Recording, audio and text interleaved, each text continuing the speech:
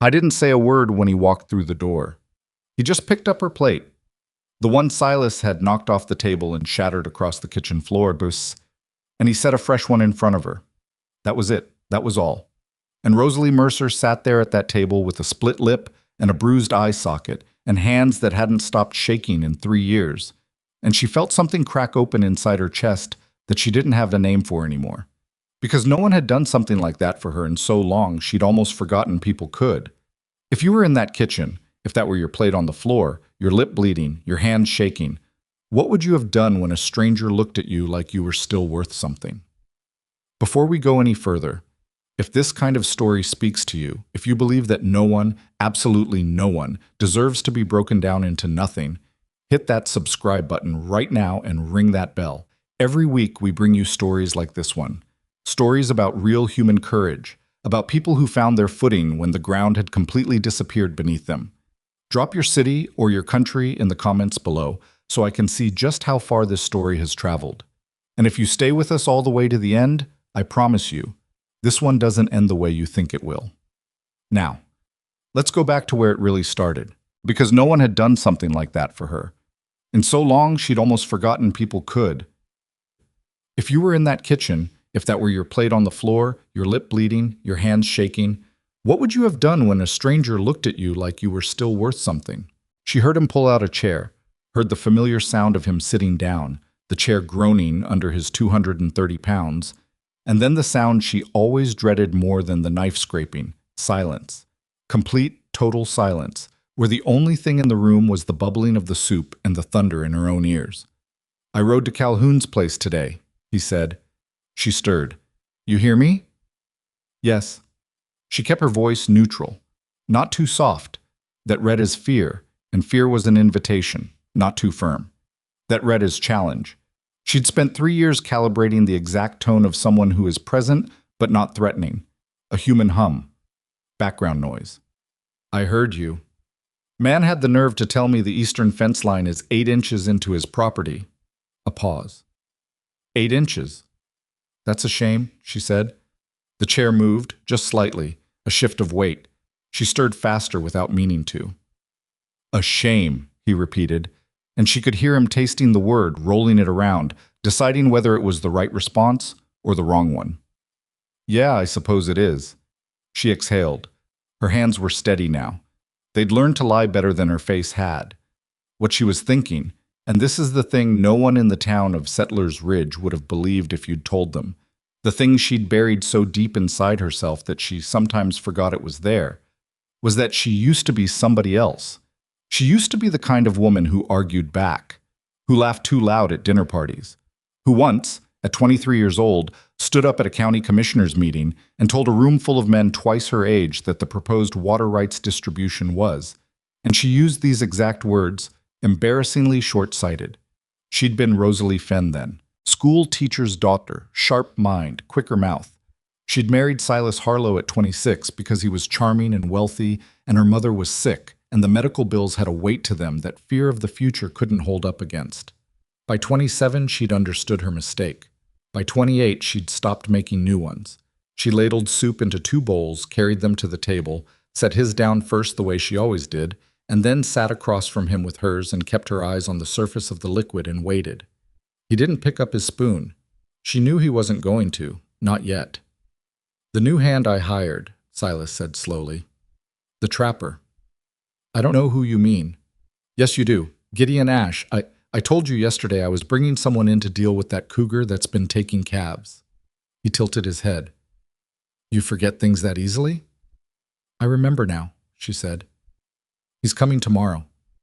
He finally picked up his spoon, dipped it into the bowl, brought it to his mouth, swallowed. "You'll feed him and you'll keep out of his way. He's not hired to make friends. He's hired to do a job." "Understood." "And Rosalie." She looked up. That was the trap. Always. The moment he said her name. You couldn't not look up, because not looking up was its own kind of defiance, and defiance was something she'd learned the cost of in precise and specific ways. His eyes were pale gray, the color of ice on a February puddle, thin enough that you could see through it, cold enough that stepping on it would be a mistake. "The house better be clean when he gets here." He set down his spoon. Last time someone came through, the parlor smelled like dogs. We don't have dogs, she said. The silence that followed that sentence lasted exactly 4 seconds. She counted them. She'd gotten very good at counting seconds in this house. Then Silas smiled. It didn't reach anything above his jaw. No, he said. We don't. She washed dishes until 10 o'clock that night, which was an hour longer than she needed to, because the kitchen was the one room in the house where she felt something close to invisible. He didn't like to cook, didn't like to watch cooking, associated the space with utility, and therefore paid it about as much attention as he paid the chicken coop. She'd learned to stretch the cleaning process out, to find small tasks that justified her presence. Wiping down the shelf above the stove, restacking the plates that didn't need restacking, polishing the copper pot that had been her grandmother's, and was the one object in this entire house that belonged to her, truly belonged to her, in the way that a thing can belong to a person when it carries their history inside its metal. She was drying the copper pot for the second time when she heard him go to bed, heard the particular sequence of sounds, the creak of the third stair, the groan of the bedroom floor, the sound of the wash basin, and then, finally, the silence that meant it was safe. She set down the pot. Her reflection looked back at her from its curved surface, distorted the way funhouse mirrors distort. Her face stretched sideways, her eyes too wide, her jaw too prominent. She looked, she thought, like someone else's version of herself. Like someone had taken the original Rosalie Fenn and stretched her in directions she wasn't designed to go. She touched the bruise along her left cheekbone. 3 days old, yellowing now at the edges. This one had come from the corner of the door frame. Not his fist this time, but the result of being pushed hard enough that the architecture of the house became the weapon. She'd learned to account for furniture, to position herself away from sharp edges when his mood started shifting.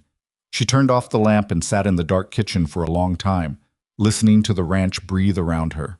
Somewhere out beyond the fence lines, a coyote called once and went quiet. She'd thought about leaving, obviously. She wasn't stupid, and she wasn't broken enough to have stopped thinking entirely, though there were days when she came close. But leaving required things she didn't have. Money of her own. Gone.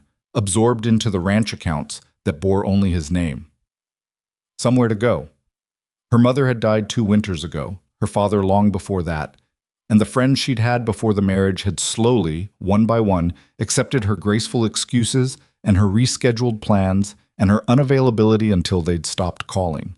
She hadn't blamed them. She'd engineered it herself because having someone close meant having someone who might see something, and having someone see something meant having someone who might say something. And Silas Harlow's response to interference was not the kind of thing she wanted to be responsible for landing on another person's life. So she stayed. And she survived. And she got heavier, which she told herself was not intentional and mostly believed. But somewhere in the part of her mind that watched the rest of herself with a detached kind of clarity, she understood that the weight was armor.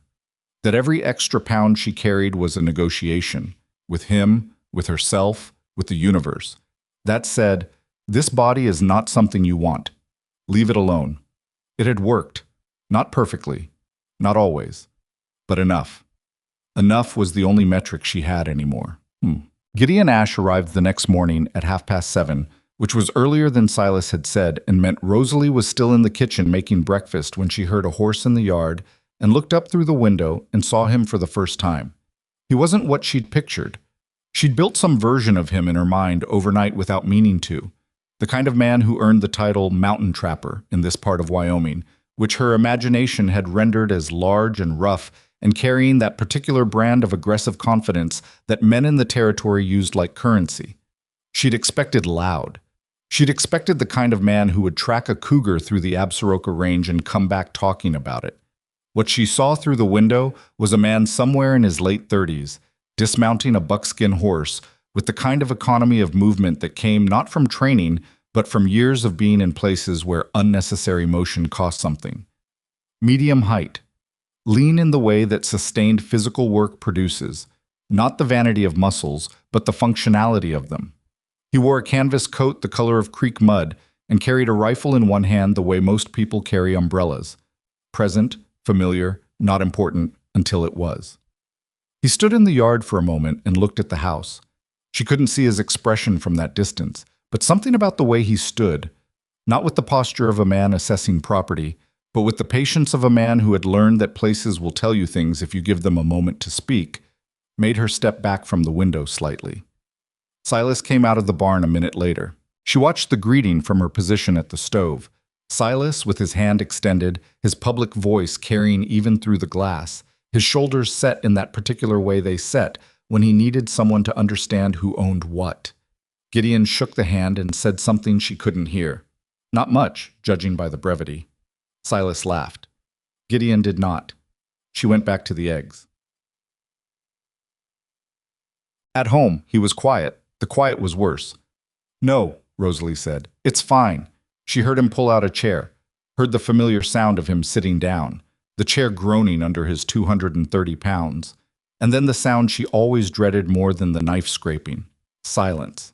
Complete, total silence, where the only thing in the room was the bubbling of the soup and the thunder in her own ears. I rode to Calhoun's place today, he said. She stirred. You hear me? Yes. She kept her voice neutral. Not too soft. That read as fear, and fear was an invitation. Not too firm. That read as challenge. She'd spent 3 years calibrating the exact tone of someone who is present but not threatening. A human hum. Background noise. I heard you. Man had the nerve to tell me the eastern fence line is 8 inches into his property. A pause. 8 inches. That's a shame, she said. The chair moved, just slightly, a shift of weight. She stirred faster without meaning to. A shame, he repeated, and she could hear him tasting the word, rolling it around, deciding whether it was the right response or the wrong one. Yeah, I suppose it is. She exhaled. Her hands were steady now. They'd learned to lie better than her face had. What she was thinking. And this is the thing no one in the town of Settlers Ridge would have believed if you'd told them. The thing she'd buried so deep inside herself that she sometimes forgot it was there. Was that she used to be somebody else. She used to be the kind of woman who argued back, who laughed too loud at dinner parties, who once, at 23 years old, stood up at a county commissioner's meeting and told a room full of men twice her age that the proposed water rights distribution was, and she used these exact words, embarrassingly short-sighted. She'd been Rosalie Fenn then, schoolteacher's daughter, sharp mind, quicker mouth. She'd married Silas Harlow at 26 because he was charming and wealthy, and her mother was sick, and the medical bills had a weight to them that fear of the future couldn't hold up against. By 27, she'd understood her mistake. By 28, she'd stopped making new ones. She ladled soup into 2 bowls, carried them to the table, set his down first the way she always did, and then sat across from him with hers and kept her eyes on the surface of the liquid and waited. He didn't pick up his spoon. She knew he wasn't going to. Not yet. The new hand I hired, Silas said slowly. The trapper. I don't know who you mean. Yes, you do. Gideon Ash. I told you yesterday I was bringing someone in to deal with that cougar that's been taking calves. He tilted his head. You forget things that easily? I remember now, she said. He's coming tomorrow. He finally picked up his spoon, dipped it into the bowl, brought it to his mouth, swallowed. You'll feed him, and you'll keep out of his way. He's not hired to make friends. He's hired to do a job. Understood. And Rosalie. She looked up. That was the trap. Always. The moment he said her name.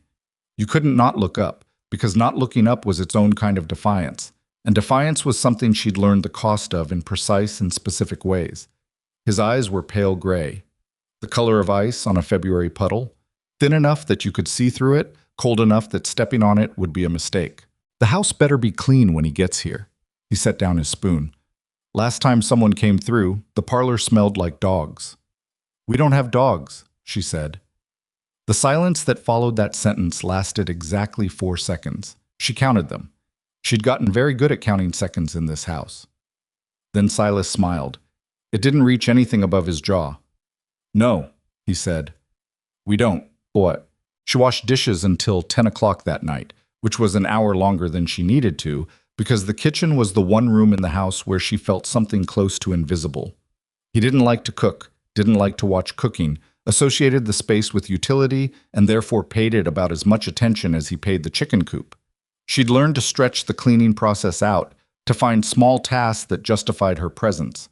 Wiping down the shelf above the stove, restacking the plates that didn't need restacking, polishing the copper pot that had been her grandmother's, and was the one object in this entire house that belonged to her, truly belonged to her, in the way that a thing can belong to a person when it carries their history inside its metal. She was drying the copper pot for the second time when she heard him go to bed, heard the particular sequence of sounds, the creak of the third stair, the groan of the bedroom floor, the sound of the wash basin, and then, finally, the silence that meant it was safe. She set down the pot. Her reflection looked back at her from its curved surface, distorted the way funhouse mirrors distort. Her face stretched sideways, her eyes too wide, her jaw too prominent. She looked, she thought, like someone else's version of herself. Like someone had taken the original Rosalie Fenn and stretched her in directions she wasn't designed to go. She touched the bruise along her left cheekbone. 3 days old, yellowing now at the edges. This one had come from the corner of the door frame. Not his fist this time, but the result of being pushed hard enough that the architecture of the house became the weapon. She'd learned to account for furniture, to position herself away from sharp edges when his mood started shifting. She turned off the lamp and sat in the dark kitchen for a long time, listening to the ranch breathe around her. Somewhere out beyond the fence lines, a coyote called once and went quiet. She'd thought about leaving, obviously. She wasn't stupid, and she wasn't broken enough to have stopped thinking entirely, though there were days when she came close. But leaving required things she didn't have. Money of her own. Gone. Absorbed into the ranch accounts that bore only his name. Somewhere to go. Her mother had died 2 winters ago, her father long before that, and the friends she'd had before the marriage had slowly, one by one, accepted her graceful excuses and her rescheduled plans and her unavailability until they'd stopped calling. She hadn't blamed them. She'd engineered it herself, because having someone close meant having someone who might see something, and having someone see something meant having someone who might say something. And Silas Harlow's response to interference was not the kind of thing she wanted to be responsible for landing on another person's life. So she stayed, and she survived. And she got heavier, which she told herself was not intentional and mostly believed. But somewhere in the part of her mind that watched the rest of herself with a detached kind of clarity, she understood that the weight was armor, that every extra pound she carried was a negotiation, with him, with herself, with the universe, that said, "This body is not something you want. Leave it alone." It had worked. Not perfectly. Not always. But enough. Enough was the only metric she had anymore. Gideon Ash arrived the next morning at 7:30, which was earlier than Silas had said, and meant Rosalie was still in the kitchen making breakfast when she heard a horse in the yard and looked up through the window and saw him for the first time. It wasn't what she'd pictured. She'd built some version of him in her mind overnight without meaning to. The kind of man who earned the title mountain trapper in this part of Wyoming, which her imagination had rendered as large and rough and carrying that particular brand of aggressive confidence that men in the territory used like currency. She'd expected loud. She'd expected the kind of man who would track a cougar through the Absaroka Range and come back talking about it. What she saw through the window was a man somewhere in his late 30s, dismounting a buckskin horse with the kind of economy of movement that came not from training but from years of being in places where unnecessary motion cost something. Medium height. Lean in the way that sustained physical work produces, not the vanity of muscles, but the functionality of them. He wore a canvas coat the color of creek mud and carried a rifle in one hand the way most people carry umbrellas, present, familiar, not important until it was. He stood in the yard for a moment and looked at the house. She couldn't see his expression from that distance, but something about the way he stood, not with the posture of a man assessing property, but with the patience of a man who had learned that places will tell you things if you give them a moment to speak, made her step back from the window slightly. Silas came out of the barn a minute later. She watched the greeting from her position at the stove. Silas, with his hand extended, his public voice carrying even through the glass, his shoulders set in that particular way they set when he needed someone to understand who owned what. Gideon shook the hand and said something she couldn't hear. Not much, judging by the brevity. Silas laughed. Gideon did not. She went back to the eggs. At dinner that night, the 3 of them at the long table that had been built for a family that never materialized, she and Silas at their usual ends, and Gideon seated in the middle like a mediating party in a negotiation. Nobody had announced. She kept her eyes down and served without speaking and counted the minutes the way she always did. Silas was in a performing mood. She recognized it. The expanded gestures, the stories that were slightly too large, the way he laughed at his own punchlines a beat before they landed. He was establishing something for the benefit of their guest, drawing the map of Iron Creek Ranch with himself at its center. She'd watched him do it 100 times. It usually worked. She was carrying the breadbasket back from the counter when Silas made a gesture. Casual, almost accidental seeming, the kind of gesture that had an entire architecture of intent behind it, and knocked the basket from her hands. The rolls scattered across the floor. She bent to pick them up. She was used to bending, used to making herself small and efficient and invisible in moments like this, moving quickly, not making a production of it, because making a production of it was exactly what he wanted, and she had long ago stopped giving him what he wanted. "Leave it," Silas said. Not to her, to Gideon. "She'll get it." She continued gathering rolls. "Probably shouldn't serve those now," Gideon said. She stopped moving. It wasn't the words. It was the tone. Matter of fact, not unkind, not pointed. Like he was commenting on the weather. Silas turned slowly. "What's that?" "Floor bread," Gideon said. He picked up a roll that had landed near his chair, looked at it briefly, and set it aside. Generally considered bad manners to serve it. A very specific silence settled over the table. Rosalie straightened up slowly, the remaining rolls in her hands. She could feel the way Silas's attention shifted, not to her, but away from her, recalibrated toward this new point of resistance that he hadn't accounted for and wasn't sure how to categorize yet. "She served worse," Silas said, and smiled, trying to make it a joke, trying to make Gideon complicit in the dismissal. Gideon didn't smile. He looked at Silas with an expression that was not hostile. That was the unsettling part. Not hostile, but completely and entirely unimpressed. Then he looked at Rosalie. "Is there fresh bread?" he asked her. Not Silas. Her. She blinked. "Yes," she said. "I can cut another loaf." "I'd appreciate that," he said, "if you don't mind." She went to the counter and cut the bread, and her hands were shaking so badly she nearly took off a finger, and she stood with her back to the room for a long moment, pressing her palms flat against the counter, because the shaking wasn't fear. She hadn't felt what the shaking actually was in so long that it took her almost a full minute to recognize it. It was the particular physical sensation of someone treating you like a person when you have spent years believing you'd become something less than that. She brought the bread to the table. She set a slice on the cutting board in front of Gideon. He said, "Thank you," and he buttered it, and then he pushed the board toward her before taking a piece for himself. "You should eat," he said, simply, no performance in it. Silas was watching all of this with the expression of a man doing rapid internal arithmetic whose numbers kept coming out wrong. Rosalie sat down. She ate. The dinner continued. Silas talked. Gideon answered in short sentences. Rosalie kept her eyes on her plate and ate the bread and tried to understand what was happening inside her chest. That feeling of something cracking that was not breaking but was somehow the opposite of breaking, and couldn't find the right word for it. She didn't know yet that she wouldn't need to find the word. She didn't know yet that the man sitting in the middle of that long table had come to Iron Creek Ranch to hunt a mountain lion. She didn't know yet that he'd already identified the more dangerous predator in the room. And she didn't know yet that for the first time in 3 years something had shifted, not outside, inside, in the place where the old Rosalie Fenn had been waiting, patient and quiet, and almost extinguished, for someone to remember she still existed. That night, she lay in the small room off the back of the kitchen. Silas had moved her there 8 months ago, telling her it was for practical reasons related to her early morning cooking schedule. And she had accepted this explanation because it meant a door between them that she could put a chair against. And she stared at the ceiling and replayed the moment at the table. "You should eat." 2 words, just 2. But they'd assumed something that no one in this house had assumed about her. In so long she'd forgotten it was possible to be assumed, that what she needed mattered, that the question of whether she ate was a question worth asking. She turned onto her side.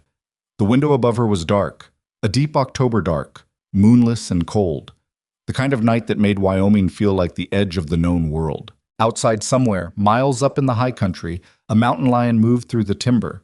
She knew this because Silas had told her. 3 calves lost in 6 weeks. A blood trail that led up the eastern slope, and disappeared into the rocks above the tree line. She knew what happened to calves on their own in the dark, without anyone to notice them go. She closed her eyes. She did not sleep for a long time, but when she finally did, she did not dream about the ranch. She dreamed about the mountains. This is a work of fiction created for entertainment purposes only. All characters, locations, events, and organizations depicted are entirely fictional, and any resemblance to real persons or events is coincidental. She found the bird on Wednesday morning. It was a small thing, a mountain bluebird, the kind that showed up in October only when the weather pushed them down from the high country earlier than expected. It had flown into the kitchen window sometime before dawn, and when Rosalie came out to start the stove at 5:30, it was sitting on the sill outside, one wing held at an angle that wasn't right, its chest moving in the quick, shallow way that meant something inside it was damaged. She stood there for a moment in the cold dark looking at it through the glass. Then she went outside in her house slippers, which was a foolish thing to do when the ground had frost on it, and she picked the bird up with both hands. It didn't fight her. That was the worst part. The way it simply sat in her palms and looked up at her with one bright black eye and trusted her completely because it had no other options. She brought it inside, found a wooden crate in the lean-to, put a folded flour sack in the bottom of it, set the bird down, left a small dish of water close enough to reach without moving the broken wing.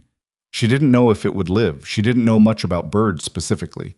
She knew about things that were hurt and trying not to show it, which was maybe not the same thing but felt close enough. She'd hidden the crate behind the woodpile by the time she heard Silas's boots on the stairs. He came into the kitchen already wearing his coat, which meant he'd made some decision about the day before she'd had a chance to prepare for it. That was a pattern she'd identified early. The mornings when he dressed before breakfast were the mornings when something had been decided, and decisions made without her involvement were almost always decisions that affected her in ways she hadn't been given time to brace for. "I'm riding out to the Calhoun property," he said, pouring his own coffee, which he only did when he was in a particular kind of mood, not the slow, coiled mood of last Tuesday, but a faster, more energized anger, the kind that came from external sources rather than internal ones. "Taking two of the hands? We're going to settle this fence question today." "Do you want breakfast before you go?" she asked. "Already ate." He hadn't. There was nothing on the counter that suggested he had, but she didn't say that. He stopped at the door and turned. Ash went up the east slope at first light, took his gear. He'll be back whenever he's back. Could be tonight, could be 3 days. You don't need to hold dinner for him. All right. Silas studied her for a moment in the way he did sometimes. Not the calculating study of a man looking for something specific, but the disinterested survey of a man confirming that an object is still where he left it. She kept her expression the way she'd learned to keep it, open enough to not seem closed, empty enough to not seem full of anything he might want to excavate. He left. She waited until she heard the horses clear the yard gate. Then she went to the woodpile and checked the bird. It had drunk some of the water. She let out a breath she hadn't realized she'd been holding. The day expanded in the way days only expanded when Silas was off the property. Not into freedom exactly, because freedom implied an absence of fear, and the fear didn't leave just because he did. It just changed shape, became anticipatory rather than immediate, a held breath instead of a stopped one. But there was room in the hours that wasn't normally there, room to move through the house at her own pace, room to stop in the middle of a task and just stand still for a moment without calculating the cost of stillness. She cleaned the parlor first because it actually needed it, not because she was performing cleanliness for an audience. She beat the rugs out back and her arms got tired, and she stopped when they got tired instead of pushing through the way she normally did, and the fact that she had that choice to stop when her arms got tired felt so disproportionately significant that she had to stand in the yard for a moment with the rug beater in her hand and just breathe. 3 years. 3 years, and the ability to stop sweeping when her arms hurt felt like something worth noting. She didn't let herself follow that thought all the way to where it led, because following thoughts like that to their conclusions was the kind of luxury that had a cost she couldn't currently afford to pay. She thought instead about Gideon Ash, which felt safer, though she couldn't have explained why. Up the east slope, Silas had said. She knew that slope. She could see it from the kitchen window on clear days. A long rise of timber that went from Ponderosa at the bottom to lodgepole higher up to bare rock at the top where the ridge line cut against the sky. She'd never been up there. She'd barely been off the ranch property in 18 months. Silas liked her where he could account for her, which was a sentence she'd understood for a long time, but had stopped letting herself be shocked by. She wondered what it was like up there. Not in a wishing way. Wishing was a drain she'd learned to seal. Just in the idle, inventory kind of way you wonder about things that exist at the edge of your visible world. She wondered if Gideon Ash was cold. Then she wondered why she was wondering about Gideon Ash at all, and went back inside to start the bread.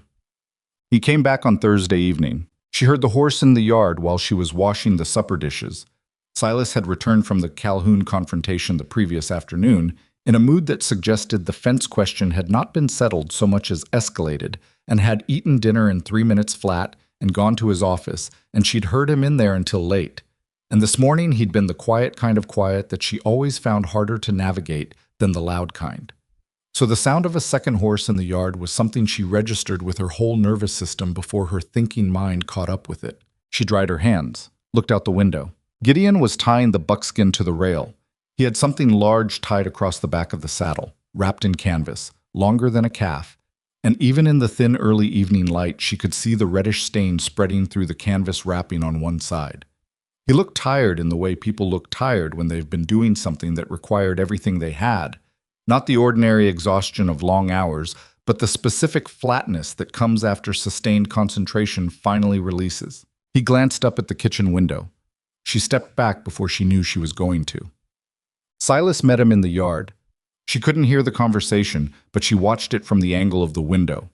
Silas looking at the canvas bundle, Gideon saying something brief, Silas nodding with his arms crossed in that particular posture he used when he was trying to look like he'd expected good news rather than been relieved by it. Then Silas looked toward the house and said something that made Gideon look toward the house too. She moved away from the window entirely this time. She was stirring a pot of nothing in particular when the back door opened and Gideon came in alone. He stopped just inside the threshold, the way people stop when they're not certain of their reception, and she noticed that he'd taken off his boots outside, a thing Silas had never once done in 3 years of tracking whatever he tracked across whatever floors needed cleaning afterward. "Sorry to come in the back," he said. "It's fine," she said. "The back door's the practical one. Your husband said there'd be somewhere I could wash up before dinner." "Washroom's off the hallway." She paused. "There are clean towels on the middle shelf. The ones on the top are for guests." He looked at her for a beat, and she realized what she'd said. The ones on the top are for guests, and how it sounded, which was like a woman who had organized towels according to a social hierarchy that no longer made sense in a house where the only guests were hired men who came to deal with livestock problems. "I'll use the middle shelf," he said. No smile, just a statement. She nodded and went back to her pot of nothing. Dinner was different that night in a way she couldn't immediately categorize. Silas was in a better mood. The cougar was dead, which meant the calves were safe, which meant money was no longer being lost. And money was the primary metric by which Silas measured the quality of any given day. He talked about the Calhoun situation with the expansiveness of a man who decided unilaterally that it was resolved, described the conversation he'd had with Calhoun's hired surveyor in terms that suggested the surveyor had been both outmatched and grateful for the experience. Gideon ate and didn't say much. He had clean hands now, had changed his shirt to something less stained, and sat at his place in the middle of the long table with the focused quiet of someone who was used to eating in silence and considered it a reasonable default. Rosalie served. She moved carefully, the way she always moved, calculating the geometry of the room, keeping the table's width between herself and Silas when she could, watching his glass to refill it before it was empty enough to become an issue. She was reaching across to set a dish down when Silas said, without particular inflection, "You're blocking the light." She moved. She'd moved before she registered the words consciously. That was the thing about 3 years of conditioning. The response preceded the thought. She simply relocated herself, adjusted the dish, continued. When she glanced up, Gideon was watching Silas with an expression she hadn't seen on his face at dinner before. It wasn't outrage. It wasn't dramatic enough for that. It was the expression of a man who has just filed a piece of information in a place he will not forget. Silas didn't notice. He was refilling his own glass. Gideon looked down at his plate. Rosalie went back to the kitchen. She stood at the counter in the dark for a moment, her back to the door, and she pressed her palm flat against the cool of the counter, and she breathed, in and out, the way she'd learned to breathe in this kitchen, controlled, quiet, taking up exactly as much space as was needed and not 1 cubic inch more. What she was trying not to think about was the expression on Gideon Ash's face when Silas told her she was blocking the light. What she was trying not to think about was what it meant that someone had seen that moment and had said nothing, but had filed it, had put it somewhere deliberate in the architecture of his attention. What she was trying not to think about was how long it had been since any person in this house had paid attention to her in any way that wasn't transactional. She picked up the serving dish and went back out. She checked the bird that night after Silas was asleep. It was still alive, had eaten a few of the breadcrumbs she'd left near the water dish, and when she reached in to check the wing, it flinched but didn't panic, which she decided to interpret as a good sign. She didn't know anything about setting bird bones. She wrapped the wing gently with a strip of clean cloth torn from an old apron, not tight enough to restrict breathing, just enough to hold the angle in something closer to correct. "You're going to have to do most of the work yourself," she told it. "I can't do it for you." The bird looked at her. She put it back in the crate. Friday arrived with a cold front that knocked the temperature down 15 degrees by mid-morning and turned the puddles in the yard to thin plates of ice before noon. Silas spent most of the day inside, which meant Rosalie spent most of the day managing the distance between them with the particular spatial awareness she'd developed over 3 years, always with a task that justified her location, always with a plausible reason to be in the room she was in rather than the room he was in. I was in a different mood than yesterday. Yesterday's expansiveness had contracted back into something flatter and harder, the way temperatures affect metal. She didn't know what had caused the shift. Sometimes there wasn't a cause. Sometimes the shift happened on its own internal schedule, and the best she could do was stay small and peripheral and wait for it to pass. She was in the pantry, taking inventory of the dry goods with genuine focus because they were running low on flour, and she needed to put together a list for the next supply run, when she heard him in the kitchen behind her and made the small tactical decision to stay where she was and keep counting. "Where's the account ledger?" he asked. Not to her. To the room, the way he asked questions when he already knew the answer and was testing whether she'd admit to knowing it. "On your desk," she said. "Where you left it Tuesday." Silence. "It's not on my desk." "Then somewhere near your desk. I haven't moved it." She heard him cross the kitchen, heard the door to the hallway, his footsteps going toward the office. She let out a breath and went back to counting flour. 40 seconds later, he came back. "It was behind the chair," he said. She didn't say anything. "I said it was behind the chair." His voice had sharpened. This was the part she'd learned to recognize. Boy, the moment when his own error became a problem, he needed to locate outside himself. And the options for external location were limited to whoever happened to be nearest. "I heard you," she said. "Then why didn't you look there?" She turned. She knew it was a mistake to turn, but the pantry doorway was narrow, and her options were limited, and the calculation of staying with her back to him started to feel more dangerous than facing him. "Because you said it was on your desk, so I thought it was on your desk." "You don't think for yourself," he said. "That's always been your problem." She looked at him steadily, blankly, the human version of a still pond. "Yes," she said. It was the only answer, not because it was true, because it was what ended things fastest. He held her gaze for a moment that lasted considerably longer than the actual seconds it contained. Then he went back to his office. She turned around. Her hands were shaking again. But it was a different shaking than it had been at dinner on Tuesday, a different texture entirely. Tuesday's shaking had been the shaking of something cracking open, unexpected and almost warm. This was the cold kind. The kind that came from holding yourself motionless against a current that wanted to pull you apart. You don't think for yourself. That's always been your problem. She put her palm flat on the shelf and looked at the flour sacks and thought, I used to stand up in county commissioner meetings and argue with men twice my age about water rights. She thought, I used to think I was smart. She thought, I might still be smart. I have no way to check anymore. There's no one left to have that conversation with. Then she picked up her inventory list and kept counting. Gideon was in the yard when she went to hang the wash that afternoon, working on something at the woodpile, splitting extra for the bunkhouse, she realized, though no one had asked him to. He had his coat off despite the cold, moving with that same economy she'd noticed when he arrived. No wasted motion, no performance of effort. She started hanging the sheets and didn't look at him. Wing on that bird's gonna need more time, he said. She went still. Saw you go to the woodpile 2 nights ago, he said. Not accusatory. Not teasing. The way you'd comment on weather. Figured you'd found it. They fly into windows sometimes this time of year. Disorienting.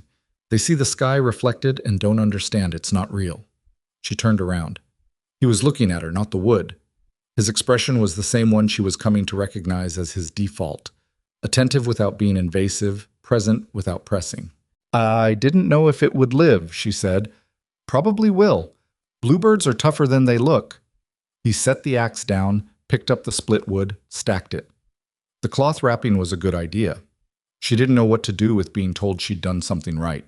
The sensation was foreign enough that she missed the thing she was supposed to do in response to it, which was probably just say thank you and mean it simply. I wasn't sure, she said instead. Most good ideas come with uncertainty built in. He picked up the axe again.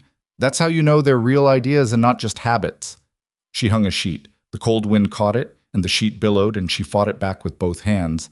And when it settled, she looked up, and Gideon had gone back to splitting wood, and she was left standing there in the cold with wet linen on her hands, and something in her chest that she was starting to recognize but was still cautious about naming. She finished the wash and went inside. She did not look back at him. She wanted to, and she didn't, and the tension between those two things stayed with her all the way through the preparation of supper. The argument happened on Saturday night. It started, like many things that started badly, over something that shouldn't have mattered. Rosalie had made a roast. This was not controversial. She made the roast every Saturday. It was as fixed a point in the week as sunrise.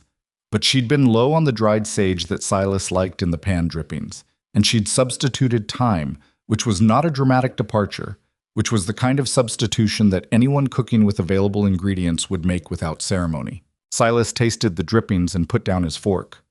"What's wrong with this?" he said. Not a question. "I was low on sage. I used thyme." "I don't like thyme." "I know. I'm sorry. I'll add it to the supply list." "You knew I'd be eating this." "Yes, and you made it wrong anyway." She kept her hands in her lap under the table where he couldn't see them. "I made it with what I had." "Then you should have told me this morning that you were low on sage, and I would have sent someone to town." This was the trap, the elegant and infuriating trap. There was always a version of her behavior that would have been correct, always a road she should have taken that was only visible in retrospect, always a decision she'd made independently that turned out to be the wrong one. If she'd told him about the sage, he would have said she was wasting his time with pantry problems. She hadn't told him, and now she'd made the roast wrong. The exit was not visible from inside the maze. Gideon was eating. He'd taken a piece of bread, was pulling it apart slowly, and his eyes were on his plate. "It's good," he said. Silas looked at him. "What?" "The roast." Gideon didn't look up. "It's good. I've eaten worse from cooks who had everything they needed." The air in the room changed. Rosalie did not move. Silas set his fork down with a precision that she'd learned to read as controlled detonation. Controlled, not absent. "Glad you think so," he said, his voice smooth in a way that was worse than rough. "Seeing as you're a guest at this table, eating food I'm paying for, on a ranch I own." "That's right," Gideon said. He looked up now, and his expression was, and this was the thing that made Rosalie's breath go shallow, completely calm. Not performing calm, actually calm. The calm of someone for whom this specific type of confrontation represented a fairly ordinary Tuesday. "And I'm telling you, the food's good," seemed like a useful thing to say. A silence. "She doesn't need you defending her cooking," Silas said. "I wasn't defending anything. I was describing something I tasted." Gideon put a piece of bread in his mouth, chewed, swallowed. "You want to disagree with my palate, that's your right." Silas looked at Rosalie. She understood the look. It was a look that said, later. It said, "We will revisit this, you and I, when there is no one else in the room." It said all of this in the language she'd been studying for 3 years, the language that had no written form and no speakers beyond the two of them. She looked at her plate. "More roast?" she asked. Neither man answered, and the dinner concluded in a silence that had a shape and a weight to it. And when she cleared the table, she moved carefully, and she did not drop anything, and she kept her breathing level all the way through the washing up. And it wasn't until she was alone in the kitchen with the lamp turned low that she let herself sit down and press her face into her folded arms on the table and just stay there for a little while without having to manage anything. So, later that night, She'd heard them talking outside. Male voices, low, not arguing, just talking, the particular cadence of two people having a conversation that wasn't for public consumption. She couldn't make out words, didn't try to. She lay in her small room with her eyes open and listened to the sound of voices without content, the way you listen to a river when you're not trying to cross it. After a while, one set of footsteps went toward the bunkhouse. One came inside. She turned her face toward the wall and was very still. Silas went up the stairs without stopping in the kitchen. She waited until she was certain, absolutely certain, that the upstairs was settled. Then she got up and went to check the bird. It was standing up. Not just sitting, standing, with both feet on the flour sack, its bad wing still held at an angle, but no longer at the wrong angle, closer to something that resembled its own idea of itself. She watched it for a while in the dark. "Getting there," she told it. The bird looked at her and said nothing, which was exactly the right response. Sunday passed the way. Sundays passed on Iron Creek Ranch. Silas went through the gestures of a day of rest, with the genuine leisure of a man who could not stop working even on the days he told himself he was stopping. He walked the fence lines. He checked the cattle. He had a prolonged discussion with the ranch foreman, a quiet older man named Denny, who'd been on the property for 9 years and communicated primarily in head movements and single-syllable words. She'd always had a distant sympathy for Denny, who had the look of a man who'd understood his employer's character a long time ago and had made a series of small compromises with that understanding that had accumulated into a life. She cooked. She cleaned. She made 3 loaves of bread and stored 2 of them. In the afternoon, while Silas was occupied in his office, she walked to the east yard and stood at the fence and looked up at the slope. She could see the timberline clearly today. The sky had gone that particular October blue that felt like it was trying too hard, too bright, too present. The kind of sky that appears specifically when cold is coming and wants to remind you of warmth before it takes it away. Somewhere up there, she thought, there was a dead cougar in that timber somewhere, the animal that had taken 3 calves and moved through this country like it owned it. And now it was dead, and something that had seemed permanent had turned out not to be. She'd been standing there maybe 3 minutes when she heard boots behind her and didn't flinch, because she'd already identified them by weight and rhythm as not Silas's. Gideon stopped a few feet to her left and looked up at the slope the same way she was looking at it. "It's a long way up," she said, because the silence required something, and that was true. "About 4 hours to the ridge, longer coming down this time of year. Ground's wet under the surface." "Did you find the den?" "Yes. Rocky outcrop about 300 feet below the summit. She'd been up there a while. Made sense. Good shelter. Clear sightlines down to the valley." She thought about what it took to find something that didn't want to be found. The patience of it. The sustained attention. "Were you afraid?" she asked, and then immediately regretted asking because it was a personal question and she had no business asking personal questions of a man she'd known less than a week, and she started to add something to dilute it. "Yes," he said, before she could. She looked at him. He was still looking at the slope, not of the lion specifically, he said, of making an error, of missing something important because I was moving too fast or not paying enough attention. He paused. "Fear's not the problem. It's what you do with it." She turned back to the slope. "What do you do with it?" she asked. He thought about that for what felt like a genuine amount of time, not a performative pause, but an actual one. The kind that indicated he was actually consulting an interior rather than producing a ready-made answer. "Keep moving," he said, "but slowly, so you don't miss things." She nodded. They stood there together for another minute, which was the longest she'd stood next to another person voluntarily in months. And then Silas appeared in the doorway of the main house, and the minute ended and she turned and went back inside and did not look back. But the sentence stayed with her. "Keep moving, but slowly, so you don't miss things." She turned it over that evening while she cooked supper, the way you turn a stone over to see what's underneath. It seemed, in a way she couldn't fully articulate yet, like a sentence with more than one possible application. Like advice that had been given about one situation, but might, if you held it right, apply to another. She stirred the pot. She thought about the mountains. She thought about the bird in the crate, standing on both feet. She thought about the old Rosalie Fenn, who used to argue with county commissioners and believe she was smart. She did not allow herself to think about what came next. Not yet. But something had shifted in the way she was standing inside her own life. Some small, crucial degree of angle, The kind of change that looks insignificant from the outside and means everything from within. Like a wing, healing. Like a woman, remembering. Like a door, not open yet, not even fully visible yet, but no longer quite as thoroughly shut as it had been 7 days ago, when Gideon Ash rode through the front gate on a buckskin horse carrying a rifle like an umbrella, and a quiet so complete it had its own weight, and sat down at a long dinner table and pushed the bread toward her and said simply, "You should eat." She served supper. She ate her own food. She refilled his glass before it was empty. And for the first time in 3 years, she did something she had almost entirely forgotten how to do. She paid attention to the future. Not the immediate future, not the next 10 minutes, which was the furthest her planning had extended in a very long time. Something further than that. Something vague and formless and uncertain, which was also the thing about futures that made them worth considering. They weren't finished yet.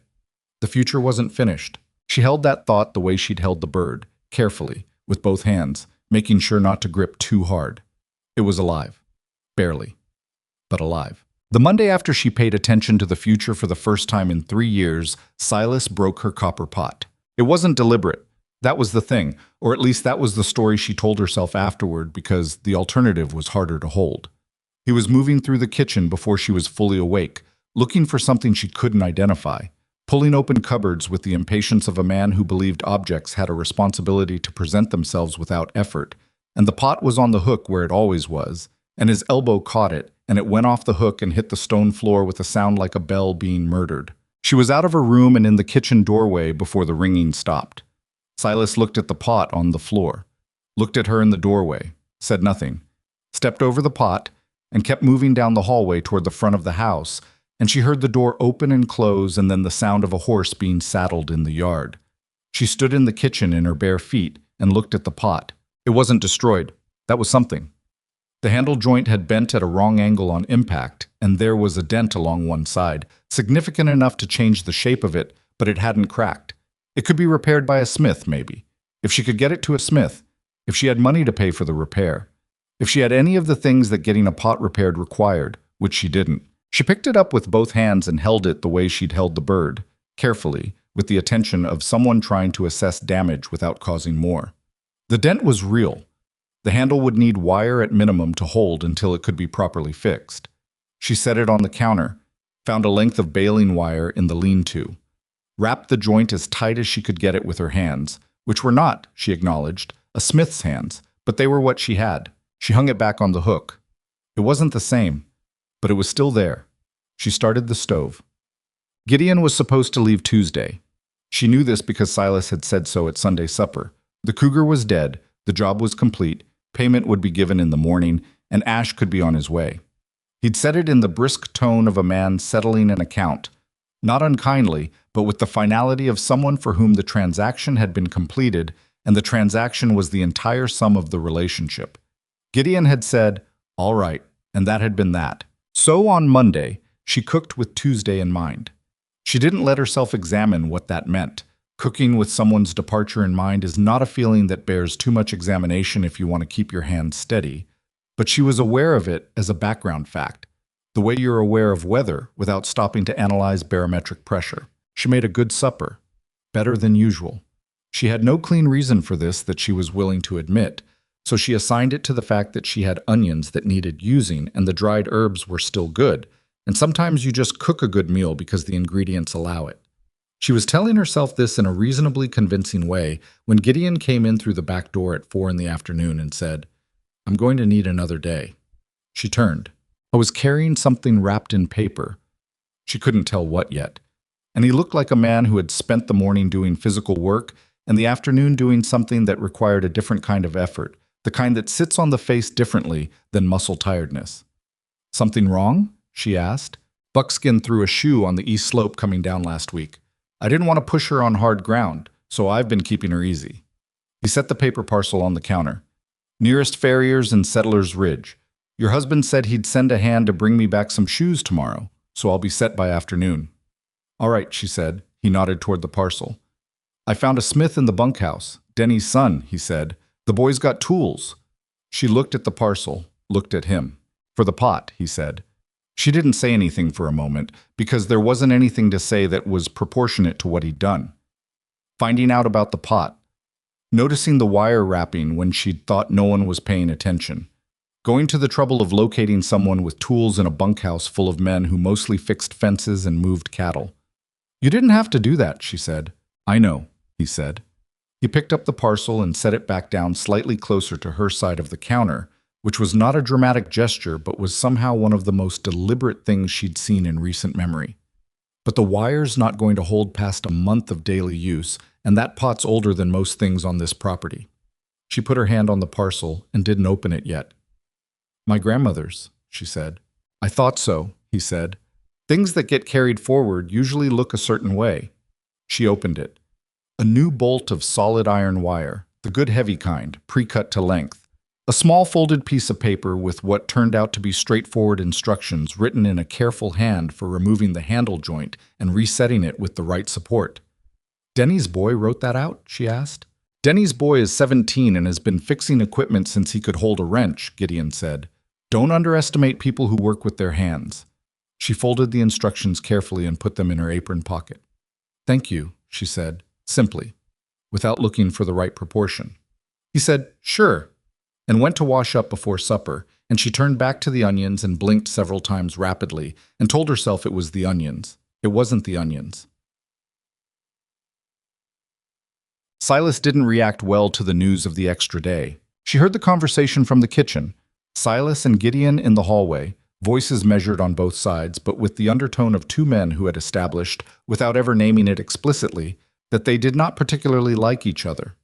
Silas's irritation had a specific frequency when it was being controlled for external consumption, and that was the frequency she heard now, higher than his ordinary speaking voice, clipped at the ends of sentences. "I said the hand would go to Settler's Ridge," Silas said. "You'll be set by noon." "That's fine. I appreciate it. I want to be clear that I'm not running a boarding house here." A pause. "I understand that. The job's done. You did good work. But I've got a ranch to run, and I don't need extra bodies standing around once the work's finished." Another pause, longer than the first. "I'll stay out of your way." Silas said something else that she couldn't make out, and then footsteps moved away in two directions, and the house settled back into its ordinary tension. She stirred the pot. She thought, "I don't need extra bodies standing around." She thought, "He means me too, has always meant me too." The categories Silas Harlow maintained for the people around him, useful and useless, productive and decorative, had no room in them for a person who simply existed, and she had long since been reclassified from useful to something he'd invested in that hadn't returned what he expected. She thought about the old Rosalie Fenn who had stood up in county commissioner meetings, and she thought she would not have stayed. Then she thought, "But she did. I did. I have." And then, because she was a woman in her late 20s who had not entirely lost the capacity for honesty with herself even after 3 years of reasons not to exercise it, she thought, "I stayed because I was afraid, not because I was stupid, not because I deserved it, because I was afraid and I had nowhere to go, and fear is a very effective architect." She tasted the soup. It needed salt. She added salt. That was salt. That was what you did. Tuesday arrived gray and cold and mean, the kind of morning that felt personally motivated. The shoe situation resolved by mid-morning. A hand came back from Settler's Ridge with the right equipment, and by 11 o'clock the buckskin had new shoes, and Denny's son had apparently also, on his own initiative, rewrapped the copper pot handle with the good wire and done it correctly. And when Rosalie found it hanging back on its hook, she stood in the kitchen for a long moment and just looked at it. Fixed. Not like new. The dent was still there, and always would be, the shape of it permanently altered, but functional, solid, able to do what it was made to do. She had a feeling about that she didn't examine in detail because examining it would have required her to be braver than she was at 11 o'clock on a gray Tuesday morning with Silas somewhere in the house and Gideon about to leave. She started making bread instead. She could make bread without thinking, which was both a useful skill and occasionally a way of hiding from thoughts that needed thinking. She was halfway through the first knead when she heard boots in the yard and looked up and saw Gideon loading the last of his gear onto the buckskin. He moved the way he always moved, efficient, unhurried, with that quality of attention she'd come to recognize as characteristic, as though each thing he did received exactly the amount of focus it required and not one unit more or less. Silas appeared from the barn with his foreman, and the two of them walked toward the horse, and she watched through the window as money changed hands. The particular posture of a financial transaction, Silas with the leather pouch, Gideon counting briefly without appearing to count, the handshake that followed. Gideon said something. Silas said something back. And then Silas turned and walked back toward the barn with his foreman, and Gideon stood alone beside the buckskin for a moment and looked at the house. She stepped back from the window. Not all the way? She didn't go all the way back. She stayed close enough to still see, half visible in the shadow of the kitchen, watching.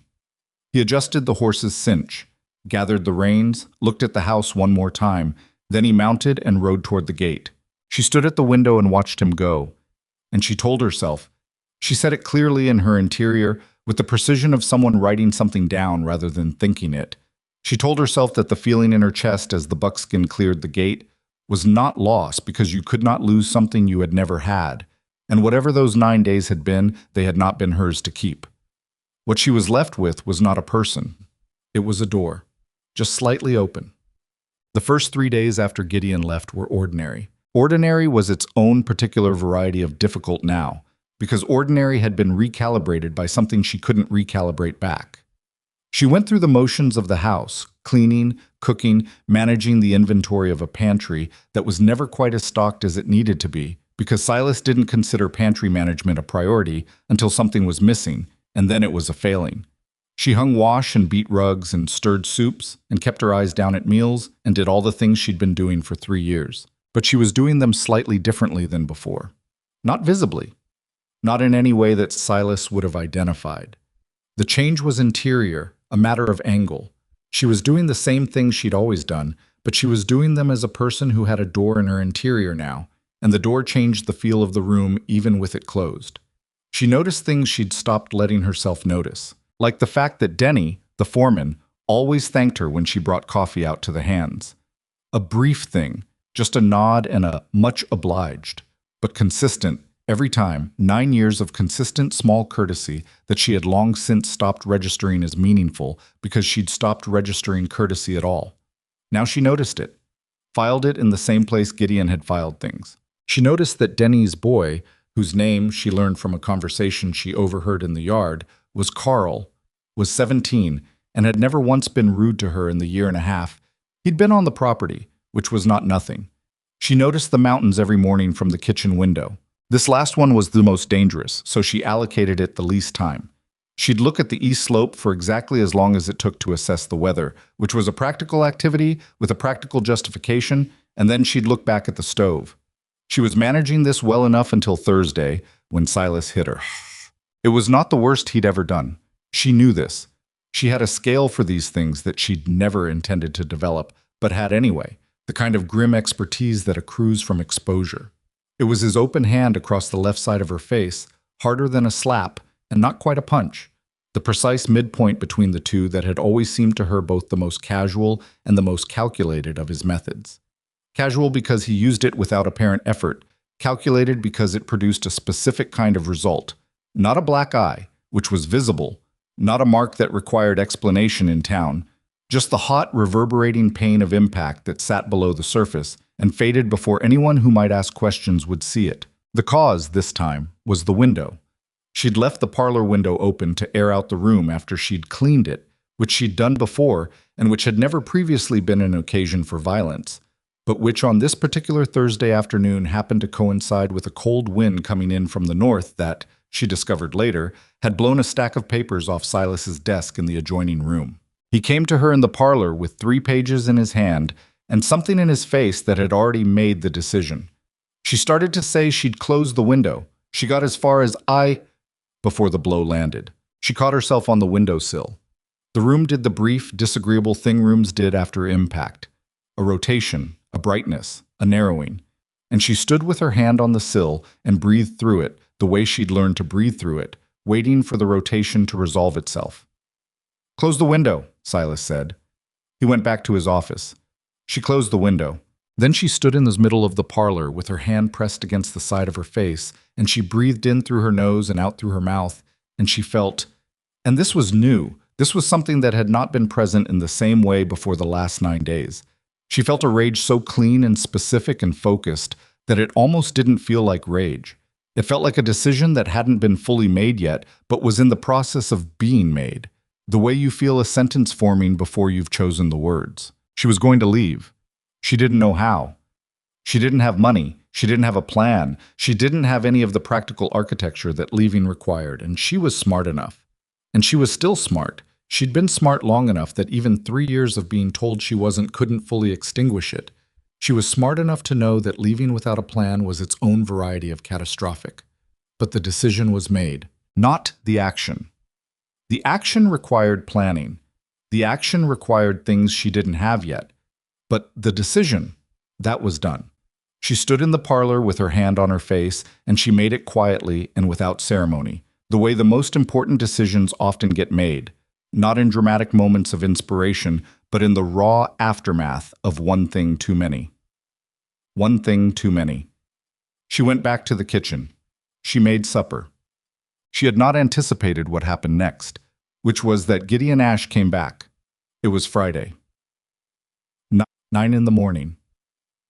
She was hanging the wash, slower than usual, her left arm moving carefully, because the tension in her shoulder from catching herself on the windowsill had developed overnight into something that pulled when she raised it, when she heard a horse in the yard and turned and saw the buckskin. She stood with a sheet in her hands and watched him come through the gate. He pulled up near the rail and dismounted and looked at her, and she knew the exact moment he saw the side of her face because his eyes stopped moving. He didn't say anything. He just stood there. She went back to hanging the sheet. Had business near the North Ridge, he said after a moment. She said. Thought I'd stop and see if Denny's boy did a decent job on that pot handle. He did, she said. It's solid. A pause. All right, he said. She heard him tie the horse, heard him walk toward the house. He knocked at the back door before going in, which was a thing she noted. You didn't knock at a door you felt entitled to walk through. She finished hanging the sheets. The side of her face hurt in that deep, aching way that had its own specific quality, different from the sharp pain of impact, a slower, more persistent thing that reminded her of its presence every time she moved wrong. She'd gotten better at not showing it. Her face had learned to perform neutrality even when the nerve endings underneath were doing something else entirely. She came inside. Gideon was sitting at the kitchen table, and on the table was a parcel, larger than the wire parcel, paper-wrapped, tied with cord. He wasn't looking at it. He was looking at her. Who did that? He said. Not a question. The sentence had the grammatical form of a question, but none of its function. She moved to the stove. I walked into the doorframe. The silence that followed was the specific variety of silence that exists when two people in a room both know something is a lie, and one of them is choosing not to contest it because they understand why the other person told it. I walked into a doorframe once, Gideon said. When I was about 8, my brother shut a door I didn't know was being shut. He paused. Door frames hit differently than hands. You can usually tell which one left the mark. She kept her back to him. I'm fine, she said. I know you are, he said. That's not actually what I asked. She turned around. He was looking at her with the same expression he'd worn when he put his assessment of the predator in the room into a place he wasn't going to forget, and she recognized it now for what it was. Not pity, which would have been unbearable, and not anger, which would have frightened her, but something more like witness, like the act of seeing done deliberately, done as a commitment. Don't, she said. Her voice was steady. She was proud of it for being steady. Don't what? Don't look at me like you're... She stopped. She didn't have the right word because she hadn't needed this word in 3 years. Don't make it bigger than I can manage right now.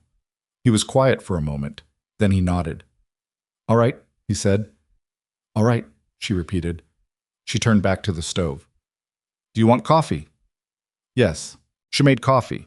She put a cup in front of him and poured her own and sat down across the table, which was a thing she never did with anyone in this kitchen, and the strangeness of it was somehow less than she would have expected. He pushed the parcel toward her. What's this? She asked. Settlers Ridge has a dry goods store that gets supply deliveries from Cheyenne every 2 months. They had a shipment come in Wednesday. He wrapped both hands around his coffee cup. Dried sage. The good kind, not the dusty kind that's been sitting in a jar for 2 years. She looked at the parcel. You bought me sage, she said, and thyme, since that seemed to work fine as a substitute. She looked at him. She was trying to hold her expression together and doing an imperfect job of it, which was unusual. She'd been doing a very good job of holding her expression together for 3 years, and the fact that it was failing now, over dried herbs, told her something about the state of things that she wasn't prepared to look at directly. "Why did you come back?" she asked.